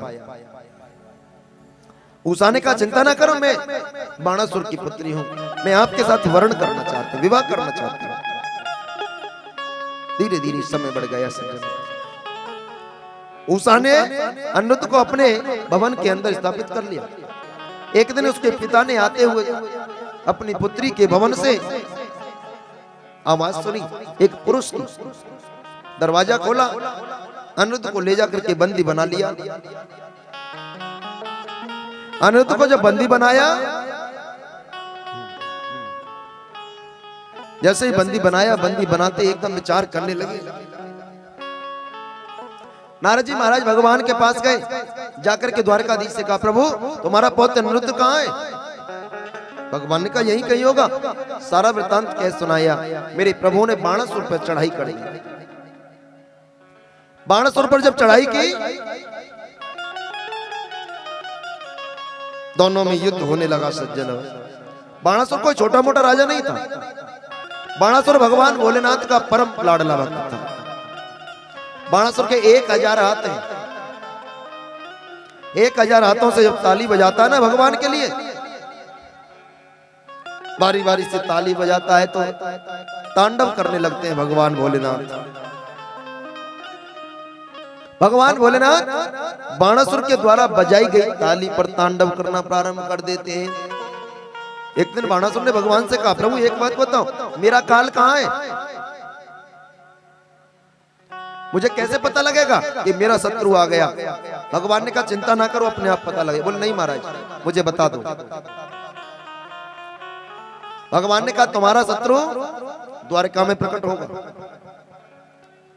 इतनी बात जैसे ही कही, बाणासुर बोला, एक काम करो महाराज, मुझे कोई ऐसा साधन दो, इस साधन के द्वारा पता लगे कि आज मेरा प्राणांत हो जाएगा। भगवान भोलेनाथ ने एक ध्वजा दे दी। ध्वजा को लाया, ला करके महल पे लगा दिया, कह दिया, सुनो, जिस दिन ये ध्वजा टूट करके गिर जाए, समझ लीजिए अंतिम दिन होगा। बाणासुर ने कहा, महाराज एक और शर्त है मेरी। बोले, क्या? बोले, जब मैं हारने के लिए हो जाऊं ना, तो आपको मेरी तरफ से युद्ध करना पड़ेगा। अब तो सज्जनों, जब बाणासुर के 498 हाथ कट गए, भगवान भोलेनाथ को वचन पूरा करने के लिए युद्ध करने आना पड़ा। भगवान भोलेनाथ का और द्वारकाधीश प्रभु का भीषण युद्ध होना आरंभ हो गया सज्जनों। ना तो भगवान हारने का नाम लेते हैं, ना भगवान भोलेनाथ हारने का नाम लेते हैं सज्जनों। धीरे धीरे समय बढ़ता चला गया। आज भोलेनाथ ने देखा, भोलेनाथ विचार कर रहे हैं, प्रभु कुछ करो। द्वारकाधीश ने कहा, क्या करें? बोले, एक काम करो, मूर्छा वाला बाण छोड़ दो। मूर्छा वाला बाण छोड़ेंगे, मैं मूर्छित होकर के गिर पड़ूंगा और आप बाणासुर का प्राणांत कर देना।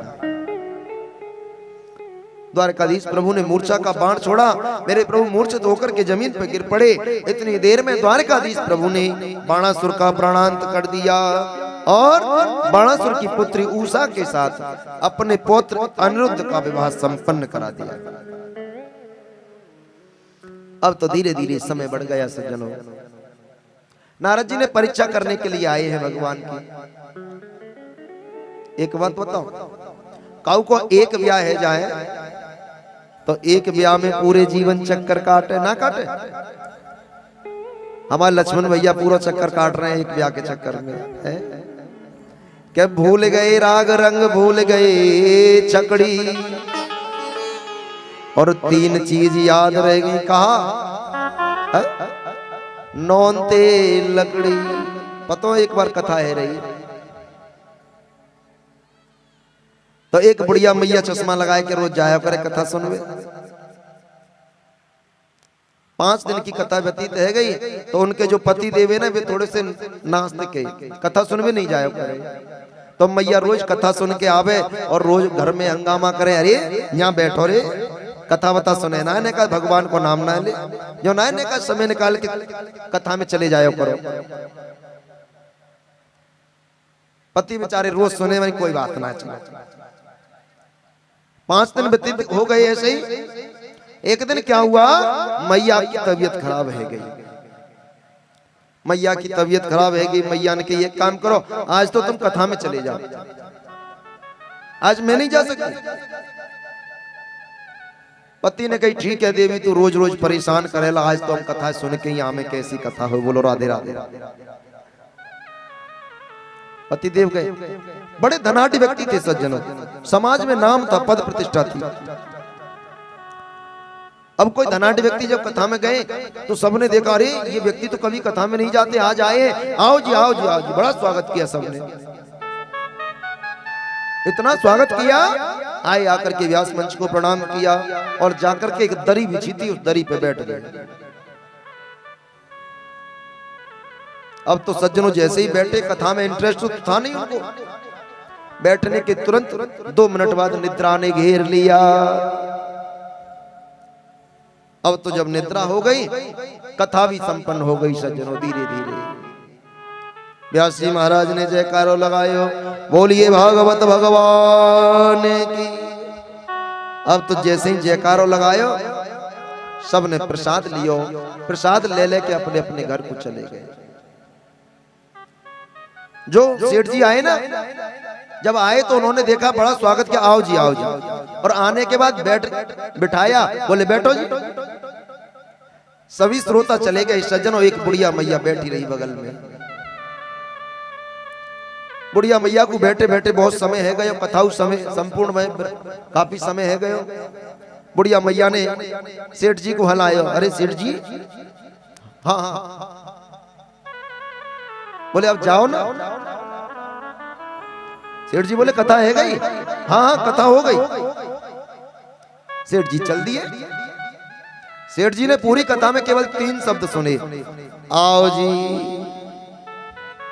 बैठो जी और जाओ जी। सेठ जी इन 3 शब्दों को लेकर के चले गए घर। पत्नी बड़ी प्रसन्न हुई, हमारे पतिदेव कथा सुन करके आए हैं, कुछ लेकर के आए हो। गई, अजी स्वामी कथा सुनी? बोले हाँ बहुत सुंदर। बोले कैसी कथा रही? अजी ऐसी कथा तो रोज सुने।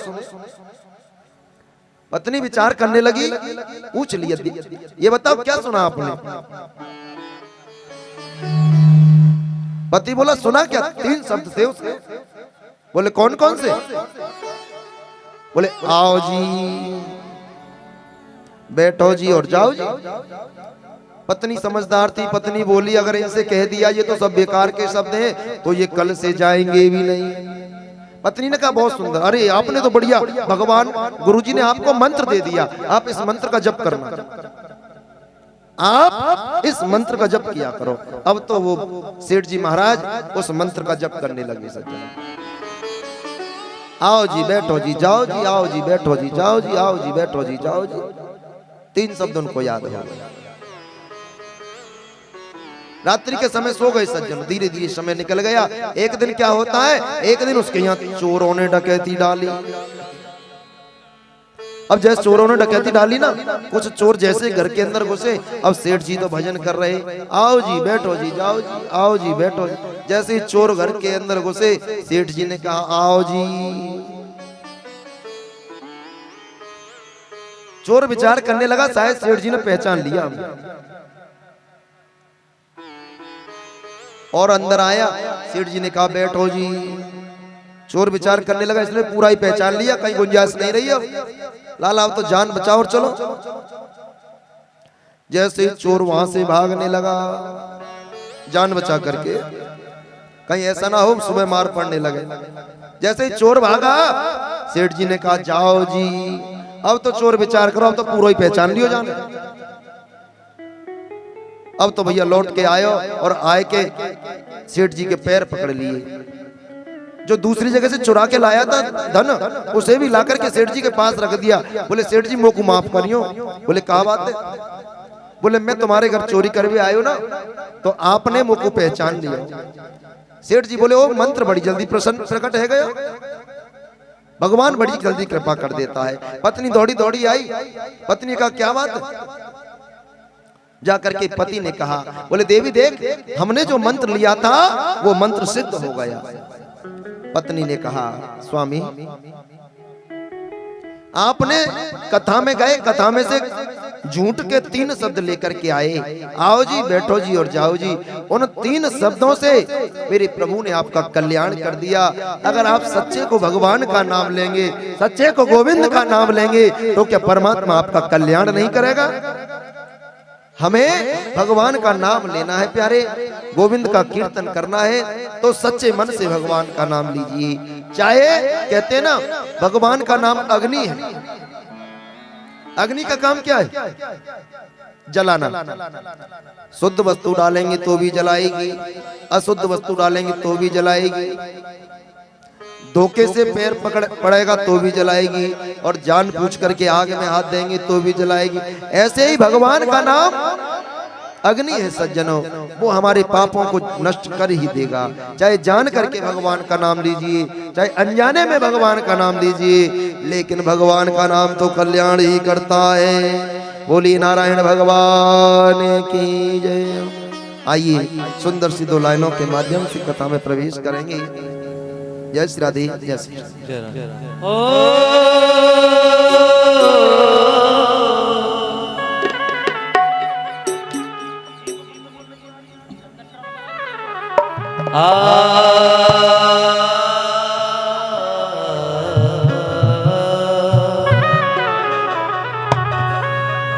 कि प्रभु कौन है ये राधिका, कि प्रभु कौन है ये राधिका, जिसके ख्वाबों में खोए रहते हो। अरे दुनिया रटती है कृष्ण कृष्ण, तुम राधा ही राधा रटते। राधा है धारा प्रेम की, कि राधा है धारा प्रेम की, जिस ब्रज के अंदर बहती है। और इस दिल के अंदर एक मंदिर है, उस मंदिर में राधिका रहती है। अरे राधा ले गई, राधा ले गई, राधा ले गई, राधा ले गई, राधा ले गई रे। जय हो। एक बात बताओ, किस किस के मन को राधा लेकर के गई है? ऐसे नहीं, अब लास्ट दिन है, आज का अंतिम दिन है। आज तो सभी को खड़े होकर के हाजिरी लगानी राधा रानी की चरणों में। कौन कौन लगाएगा जरा हाथ खड़ा करके बताओ। हैं? आप है अपने अपने पड़ोसिन की सौगंध है, जो नहीं हाजिरी लगावे वो। श्री राधे। राधा ले गई, राधा ले गई, राधा ले गई रे। हमारो मन, हमारो मन, हमारो मन राधा ले गई रे। हमारो मन राधा ले गई रे, हमारो मन राधा ले गई रे। हमारो मन राधा ले गई रे। राधा ले गई, राधा ले गई, राधा ले गई, राधा ले गई, राधा ले गई, राधा ले गई, राधा ले गई, राधा ले गई, राधा ले गई रे। हमारो मन, हमारो मन, हमारो मन राधा ले गई रे। हमारो मन राधा ले गई रे, हमारो मन राधा ले गई रे। हमारो मन राधा ले गई रे।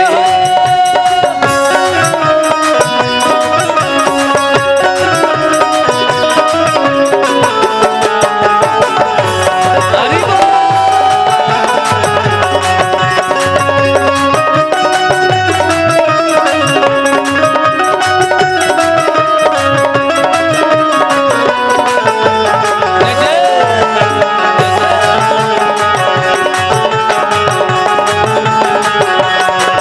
और मैं ठाड़ो कदमन की छैया, मैं ठाड़ो कदमन की छैया, वहीं पे चल रही मेरी गैया, वहीं पे चल रही मेरी गैया। मैं ठाड़ो कदमन की छैया, मैं ठाड़ो मधुबन की छैया, वहीं पे चल रही मेरी गैया, वहीं पे चल रही मेरी गैया। नैनन तीर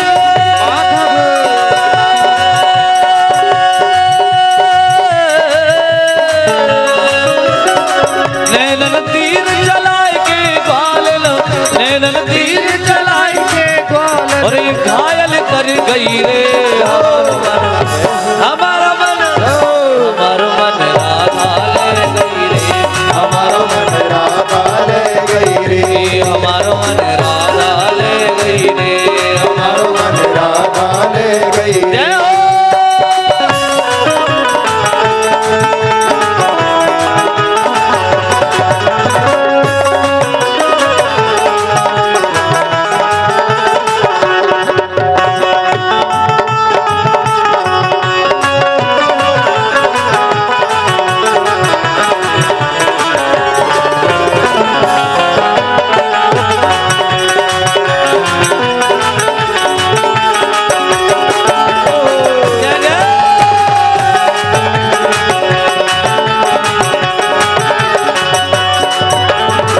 मधुबन में मैं गाय चराऊं, मधुबन में मैं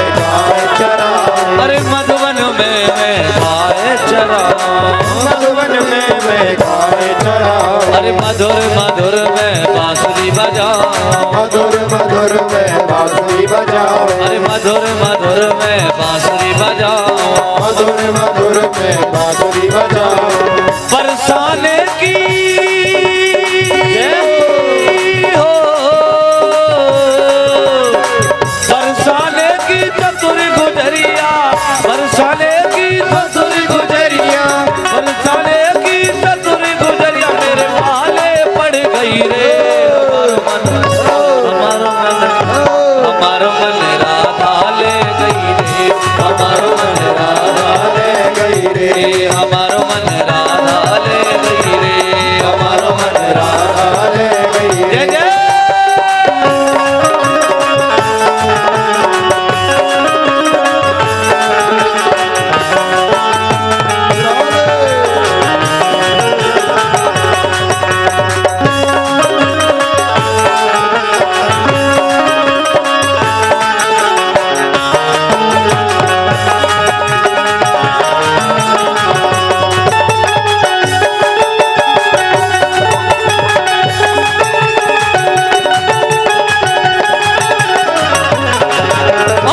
मैं भोरो ये चतुर गुजरिया मैं भोरो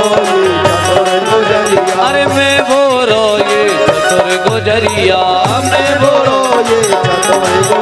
अरे एक दिन ले गई पकड़े उमरिया एक दिन ले गई अरे एक दिन ले गई पकड़े उमरिया एक दिन ले गई पकड़ियो परिया और बादल में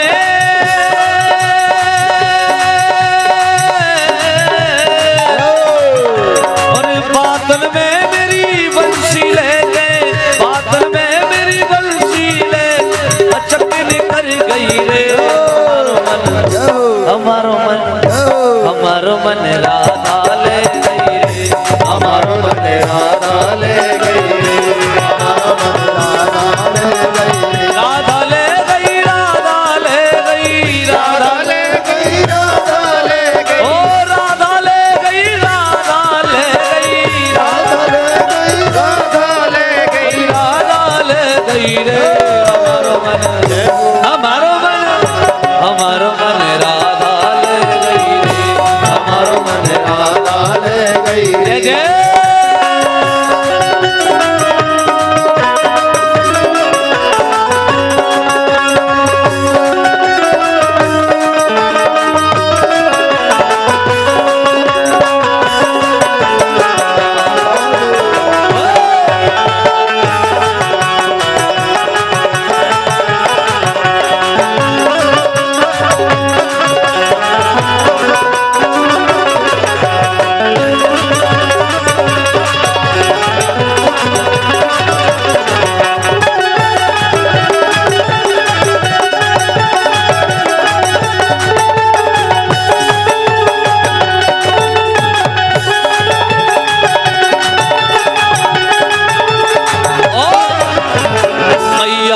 बरसाने जाऊं मैया मैं बरसाने जाऊं और मैया मैं बरसाने जाऊं मैया मैं बरसाने जाऊं वहीं से अपनी बंसी लाऊं वहीं से अपनी बंसी लाऊं अरे वहीं से अपनी बंसी लाऊं वहीं से अपनी बंसी लाऊं अरे बंसी के बिना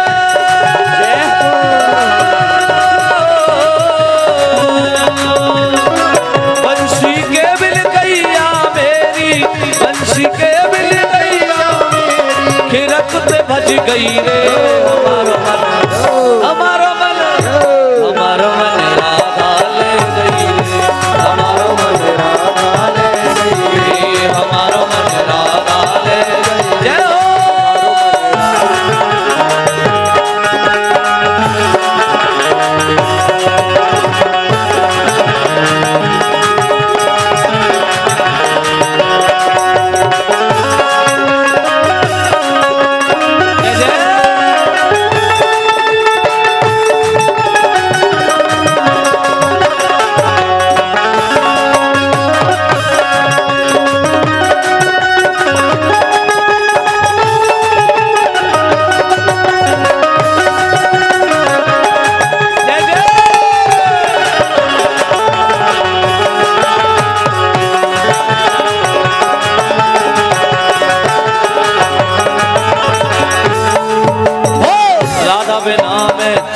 न पाऊं, अरे राधा बिना मैं चैन न पाऊं, राधा बिना मैं चैन न पाऊं। वंशी में श्री राधा राधा राधा गाऊं, वंशी में श्री राधा राधा राधा गाऊं, अरे वंशी में श्री राधा राधा राधा गाऊं, वंशी में श्री राधा राधा राधा गाऊं। अरे बनवारी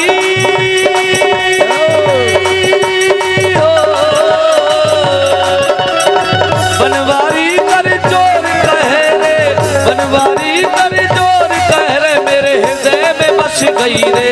हमारो मन हमारो मन हमारो मन राधा ले गई रे, हमारो मन राधा ले गई रे, हमारो मन राधा ले गई रे, हमारो मन राधा ले गई रे, हमारो मन राधा ले गई रे, हमारो मन राधा ले गई रे,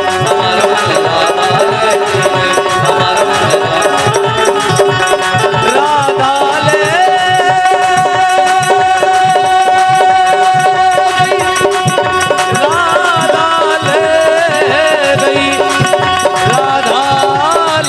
गई रे, हमारो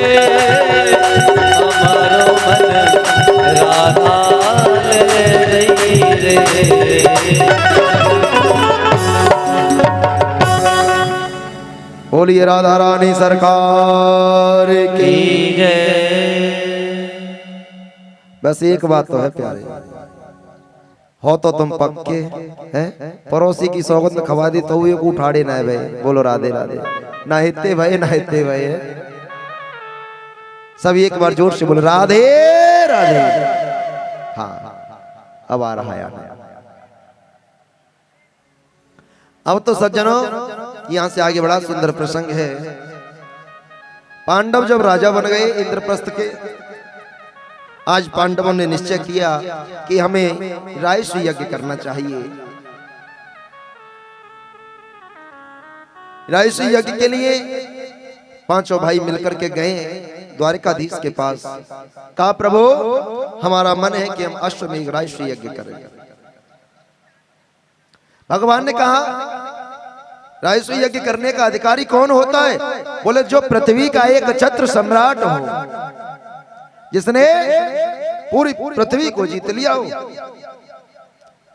धर्मराज ने कहा महाराज वैसे तो सभी को जीत लिया, केवल एक राजा बचा है। बोले कौन? बोले जरासंध।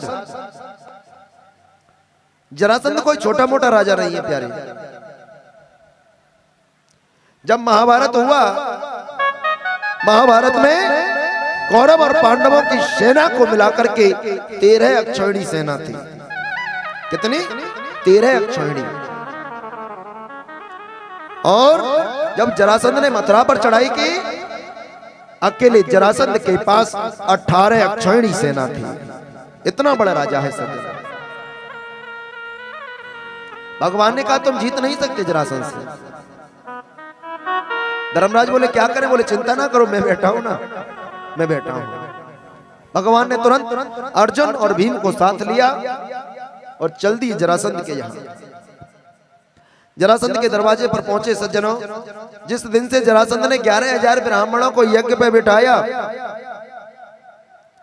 और मथुरा पर विजय प्राप्त कर ली, उस दिन से ब्राह्मणों का बड़ा सम्मान करता है। अगर ब्राह्मण कुछ मांगने के लिए दरवाजे पे आ जाए ना तो खाली नहीं लौटाता। भगवान जैसे ही दरवाजे पर पहुंचे, तीनों ने ब्राह्मण का भेष बनाया है सज्जनों। जरासंध ने कहा आइए महाराज आइए, आपका स्वागत है, क्या चाहिए? भगवान ने कहा नहीं राजन, हम कुछ लेने के लिए नहीं आए, बस हम तो निकल करके जा रहे थे, सोचा आपका दर्शन कर लें। आपका नाम बहुत सुना है महाराज हमने। जरासंध ने कहा महाराज मैं पहले ब्राह्मणों का सम्मान नहीं करता था, लेकिन जब मैंने 11,000 ब्राह्मणों को यज्ञ पे बिठा करके और मथुरा पर चढ़ाई की ना, और मथुरा का राजा श्री कृष्ण वो रण छोड़ करके चला गया, तब से मैं ब्राह्मणों का बड़ा सम्मान करता हूं महाराज। जो चाहिए सो मांग लो। भगवान ने कहा हम लेने के लिए नहीं आए। जरासंध ने कहा महाराज कुछ तो लेना पड़ेगा। भगवान ने कहा बड़े दानी बन रहे हो, एक काम करो संकल्प कर दो। जरासंध बोला महाराज मांग करके तो देखो, मेरा प्राण चाहिए, प्राण मांग लो, प्राण दे दूंगा। भगवान ने कहा हम ऐसे दान नहीं लेते, दान लेते हैं तो संकल्प के द्वारा दान लेते हैं। जरासंध ने कहा कोई बात नहीं महाराज, आपका मन है तो जाओ, मैंने वचन दिया, आप जो मांगोगे सो मिलेगा। इतनी बात कही, भगवान मुस्कुराने लगे। भगवान जब मुस्कुराए ना सज्जनों, जरासंध बोला मैंने आपको कहीं देखा है। आचार्य सुखदेव जी महाराज कहते हैं राजन परिचित के योद्धाम नो दे राजेंद्र द्वंद्वसो यदि मन्यसे कि योद्धार्थिनो वयं प्राप्त राजन्यानान कांक्षणा। बोले महाराज आप हम तीनों में से किसी एक से युद्ध कर लीजिए, वो भी केवल द्वंद्व युद्ध, मल्ल युद्ध। जरासंध एकदम से पीछे हटा, विचार करने लगा तुम ब्राह्मण नहीं हो, क्योंकि अगर ब्राह्मण होते तो युद्ध कभी नहीं मांगते कि ब्राह्मण जैसी जाति भला क्या लड़ना जाने। युद्ध से बहुत, लड़ाई झगड़े से बहुत दूर रहते महाराज। भगवान ने कहा बिल्कुल सही बात कही, हम ब्राह्मण नहीं है। जरासंध बोला महाराज एक काम करो, अपने असली रूप में आ जाओ तभी युद्ध करूंगा आपसे। भगवान ने कहा महाराज चिंता ना करो, मैं कोई और नहीं। बोले तो? बोले तुम्हारा पुराना शत्रु श्री कृष्ण, ये दादा भीम है और ये भैया अर्जुन है, तीनों में से किसी से युद्ध कर लो। आचार्य सुखदेव जी महाराज बड़ा सुंदर भाव कहते हैं अपने शब्दों में कि अयम तो वयसा तुल्यो नाति सत्तो न मे समः के अर्जुनो न भवेद योद्धा भीमस्तुल्य बलो मम। बोले तुमसे युद्ध कभी नहीं करता, तुम तो पहले ही रण छोड़ हो, रण छोड़ करके चले गए। और नाति सत्तो में न मे क्षमा अर्जुनो न भवेद योद्धा, अर्जुन मेरे बराबर का योद्धा नहीं है। बोले तो? बोले भीमस्तुल्य बलो ममा, बोले भीम मेरे बराबर का है, भीम कुछ चल जाएगा। भीम को अहंकार हो गया, देखो तो सही, द्वारकाधीश को छोड़ दिया, अर्जुन को छोड़ दिया, मुझे स्वीकार किया है। भगवान मुस्कुराने लगे, बोले दादा इसको जरासंध कहते हैं प्यारे, नस नस ढीली कर देगा। प्रातः काल हो गई सज्जनों, रंगभूमि में सुंदर रंगमंच लगा है और जरासंध और भीम का युद्ध होना प्रारंभ हो गया। अब तो सुबह से शाम हो गई सज्जनों, ना तो जरासंध थकने का नाम लेते हैं ना दादा भीम। निरंतर 5 दिन युद्ध होता रहा। 5वां दिन जब हो गया, अर्जुन भीम की नस नस ढीली हो गई। रात्रि के समय भगवान के पास गए, बोले प्रभु रक्षा करो, मेरे बस की बात नहीं है। ये तो हारने का नाम नहीं लेता, या तो कुछ करो नहीं तो मैं चला जाऊंगा। भगवान ने कहा दौड़ना नहीं, भाग करके मत जाना, मैं कल देखता हूं। कल प्रातः हुआ सज्जनों, युद्ध होना प्रारंभ हो गया। बारी बारी से युद्ध चला है। संध्याकालीन समय होने को है। मेरे प्रभु की ओर एक नजर भीम की भगवान के ऊपर है सज्जनों, और एक नजर भीम की जरासंध के ऊपर है। इस लीला से परमात्मा एक सीख जीव को देते हैं। इस लीला से जीव को क्या सीख मिलती है पता है आपको? एक नजर संसार पे रखो। भगवान ने 2 नजर क्यों दिए? बड़ी समझने की बात है। भगवान ने हमें 2 प्रकार की जो आंखें दी हैं, क्यों दी हैं? क्योंकि एक नजर संसार पे रखो और दूसरी नजर भगवान पे रखो। भगवान पे अगर एक नजर बनी रहेगी तो आपका जीवन सुचारू चला जाएगा, और अगर दोनों संसार में लग गई ना तो भीम की सी गति हो जाएगी प्यारे। जब तक भीम की दोनों नजर जरासंध पे रही, भीम की बस की बात नहीं।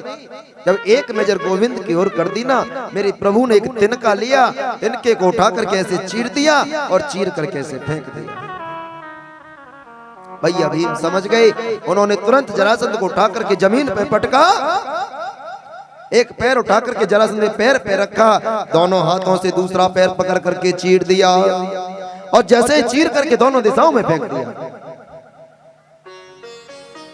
थोड़ा समय हुआ, धीरे धीरे धीरे धीरे दोनों धड़ आए, आकर के जुड़ गए और जुड़ करके जरासंध फिर से जीवित हो गया। बोलो राधे राधे।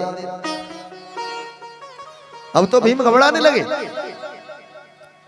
ऐसा क्या हुआ सज्जनों कि जरासंध के दोनों धड़ जुड़ गए, जरा और संत। जरासंध का जब जन्म हुआ तो दो भागों में हुआ सज्जनों, दोनों भाग का अलग अलग जन्म हुआ और धीरे धीरे आए आकर के जुड़ गए। इसीलिए तो जरासंध, उसमें संधि जब हुई है उसका नाम जरासंध पड़ गया, संधि होने के कारण। रात्रि के समय दादा भीम भगवान के पास फिर गए। भगवान ने कहा चिंता ना करो, कल फिर मेरी तरफ देखना। भीम ने फिर भगवान की ओर देखा।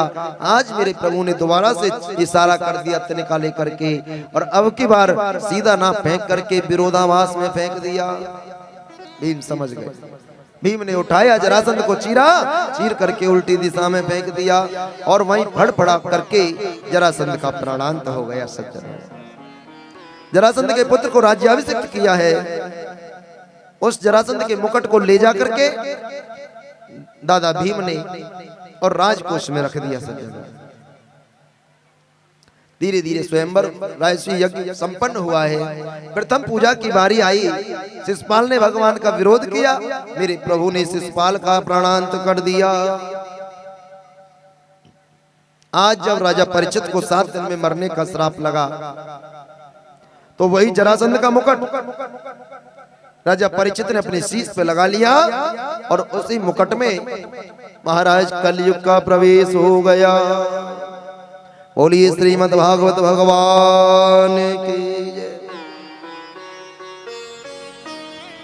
अभी आपने भगवान की बड़ी सुंदर लीलाएं, भगवान की बाल लीला, राज लीला, भगवान के जन्म का प्रसंग आदि सभी श्रवण किए। आज अंतिम दिवस की ओर हैं, अंतिम पड़ाव की ओर हैं। सज्जनों, भागवत जी की सार की ओर चलेंगे, लेकिन एक भक्तमाल का प्रसंग मुझे याद आ गया। बड़ा सुंदर प्रसंग है। एक गांव में भगवान की कथा हुई। जब भागवत कथा संपन्न हुई, अंतिम दिन था सज्जनों।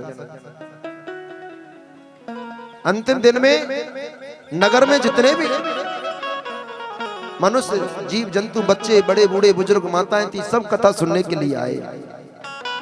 केवल एक व्यक्ति कथा सुनने के लिए नहीं आया, बड़ा ही धनाढ्य व्यक्ति। जब वो कथा सुनने नहीं आया, अंतिम दिन जब व्यास जी की विदाई होती है, तो व्यास जी ने सबसे कहा, महाराज सबको कुछ ना कुछ दिया, जिसने जो आशीर्वचन मांगे सभी के लिए दे दिया। गांव के कुछ सरपंच लोग आए, बुजुर्ग, आकर कहने लगे, महाराज एक बात है। बोले क्या? बोले बात यह है कि हमारे गांव का एक व्यक्ति है ना, वो कथा में नहीं आया एक भी दिन। कोई ऐसा उपाय हो जाए कि वो भी एक दिन कथा में आ जाए, ज्यादा नहीं दर्शन करके ही चला जाए। नहीं तो महाराज आप जानते हो, तालाब को गंदा करने के लिए एक मछली ही काफी होती है। बोलो राधे राधे। व्यास जी ने विचार किया, चलिए उसको निमंत्रण भिजवाया। सज्जनों, उस सेठ जी को निमंत्रण पहुंचाया। अब तो सेठ जी ने विचार किया, अब तो जाना पड़ेगा, लेकिन कंजूस बहुत था प्यारे। विचार किया, जब जाऊंगा तो कुछ ना कुछ दक्षिणा भी देनी पड़ेगी। बोले चलो कोई बात नहीं। गए, जाकर के सभा में पहुंचे। व्यास जी ने पूछ लिया, बोले सेठ जी कैसे कथा में कैसे नहीं आए? बोले महाराज समय नहीं लग पाया इसलिए नहीं आ पाए। चलो कोई बात नहीं। बोले सबने कुछ ना कुछ छोड़ा है, कुछ ना कुछ संकल्प लिया है, आप भी एक संकल्प ले लो। अब व्यास जी को तो ऐसा लग रहा था कि कैसे भी करके मेरी बात रह जाए है समाज में। उन्होंने कहा कोई बात नहीं, ठीक है तुम कहते हो तो रह जाएगी, बताओ क्या करना है। बोले एक संकल्प ले लो कि आज के बाद जीवन में मैं ये कार्य नहीं करूंगा। कंजूस भी था थोड़ा सा। बोला ठीक है महाराज ले लिया। बोले क्या ले लिया? सोचने की बात है। बोले एक संकल्प ले लिया। व्यास जी ने कहा जरा बताओ तो सही कैसा संकल्प लिया है? बोले हमने संकल्प लिया महाराज, हमारे घर के सामने एक कुम्हार के का घर है। समझने की क्या खो गया है? ज्यादा नहीं है, 1-1.5 घंटे की बात है। चर्चाएं करने के लिए तो घर ही काफी है मैयाओ। आप यहाँ आए हो, देखिए अपने कीमती समय में से समय निकाल करके तो आप कुछ ना कुछ लेकर के जाएं तो अच्छी बात है। नहीं तो अपना तो क्या कहते हैं ना कि क्या पता जिंदगी का किस मोड़ पर मुलाकात होगी, क्या पता जिंदगी का किस मोड़ पर मुलाकात होगी। आज यहाँ बात हुई तो कल कहीं और बात होगी, कोई पता नहीं। हमारा तो मिलन 7 दिन का हमारा तुम्हारा, और रही जिंदगी तो मिलेंगे दोबारा। आज से कल का नहीं पता, वर्षों की कैसे कह दें। इसलिए अगर समय लेकर के आप आए हो ना तो जरूर भगवान की कथा को सुन करके जाओ। आज की कथा जरूर कुछ ना कुछ देगी। वही प्रसंग चला हुआ है आपके सामने।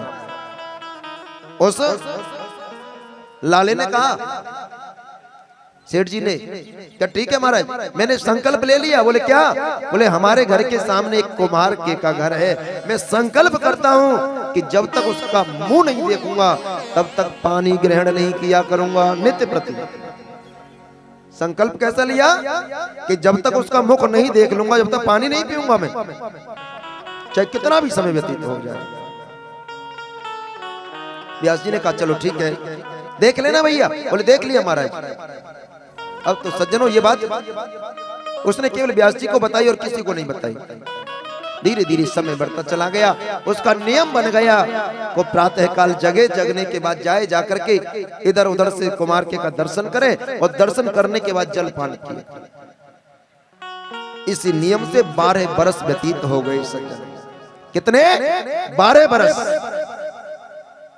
12 बरस में ऐसा भी समय आया कभी कभी कि दोपहर के 3-3 बजे तक वो घर नहीं है कुमार के का, फिर भी बिना पानी के जीवन यापन किया।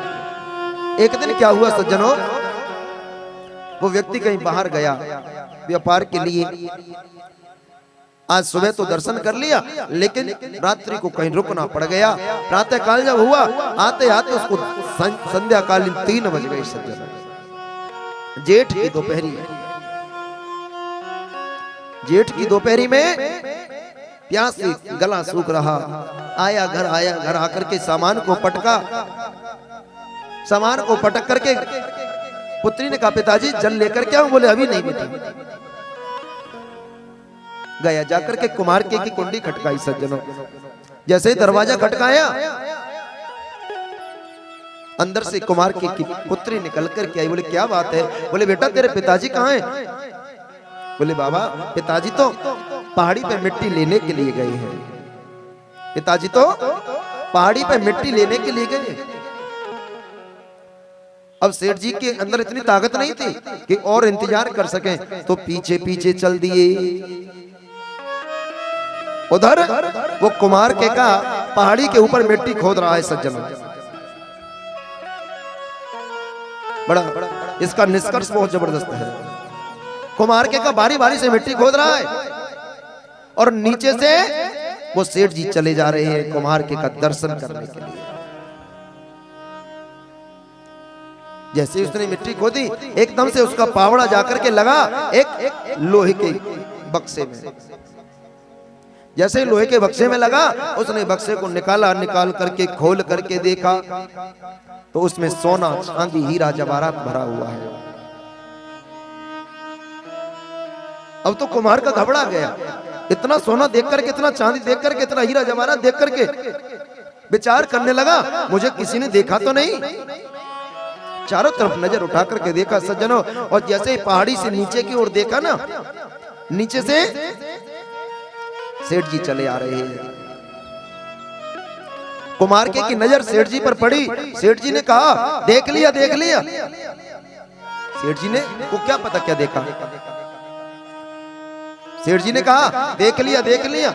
कुमार के ने सोचा शायद इसने देख लिया मुझे क्या मिला है, इशारा किया क्या, बोले देख लिया देख लिया। कुमार का घबरा गया, कहने लगा चिंता ना करो महाराज, 50-50। सेठ जी विचार करने लगे ये क्या चक्कर है। मैंने कहा देख लिया, ये कहता 50-50। नजदीक आ गए, नजदीक आकर के पूछ लिया क्या बात है। कुमार के ने कहा महाराज चिंता ना करो, मैं आधा आधा दे दूंगा, आधा आपको दे दूंगा, आधा मैं ले लूंगा। सेठ जी बोले भैया एक बात बताओ क्या आधा दे दोगे। बोले आप किसकी कह रहे थे। सेठ जी ने कहा भैया 12 वर्ष व्यतीत हो गए, मैं 12 वर्ष से लगातार निरंतर तेरा मुख देख करके जलपान करता हूँ। 12 वर्ष से आज मुझे बहुत जोर की प्यास लगी थी, तो मैं तेरा मुख देखने के लिए पीछे चला आया, तो मैंने तुमसे कहा, मैंने देख लिया, तेरा मुख देख लिया। कुम्हार का बोला महाराज सेठ जी अरे आपने तो मेरा मुख देख लिया, मुझे अभी खुदाई में ये बक्सा मिला था, इस बक्से में सोना चांदी भरा है, देखो मैंने सोचा कि आपने इसे देख लिया, इसलिए मैंने कह दिया 50-50, आधा आपका और आधा हमारा। एकदम से जैसे ही लाला ने देखा, सेठ जी ने देखा, सर पकड़ करके बैठ गया, रोने लगा, बिलाप करने लगा। कुम्हार के ने पूछ लिया भैया अब क्या हो गया। बड़ी सुंदर बात कही सेठ जी ने, अरे भैया देख 12 बरस से मैं तेरा मुख देख करके पानी पीता था, तो आज मुझे इतना स्वर्ण मिल गया, अगर इतनी लगन मैं गोविंद से लगा देता तो मुझे गोविंद मिल जाता, तो मुझे गोविंद मिल जाता। भगवान के प्रति अगर लगन लग जाए ना सज्जनों, चाहे कैसे भी लग जाए, तो मेरे प्रभु की कृपा जीवन में हो ही जाती है, कोई नहीं रोकता उसको। भगवान की कृपा पानी है तो केवल और केवल लगन भगवान से लगा दो सज्जनों। यहाँ से आगे बड़ा सुंदर प्रसंग है, सुदामा चरित्र में प्रवेश करेंगे आप सब मिलकर के।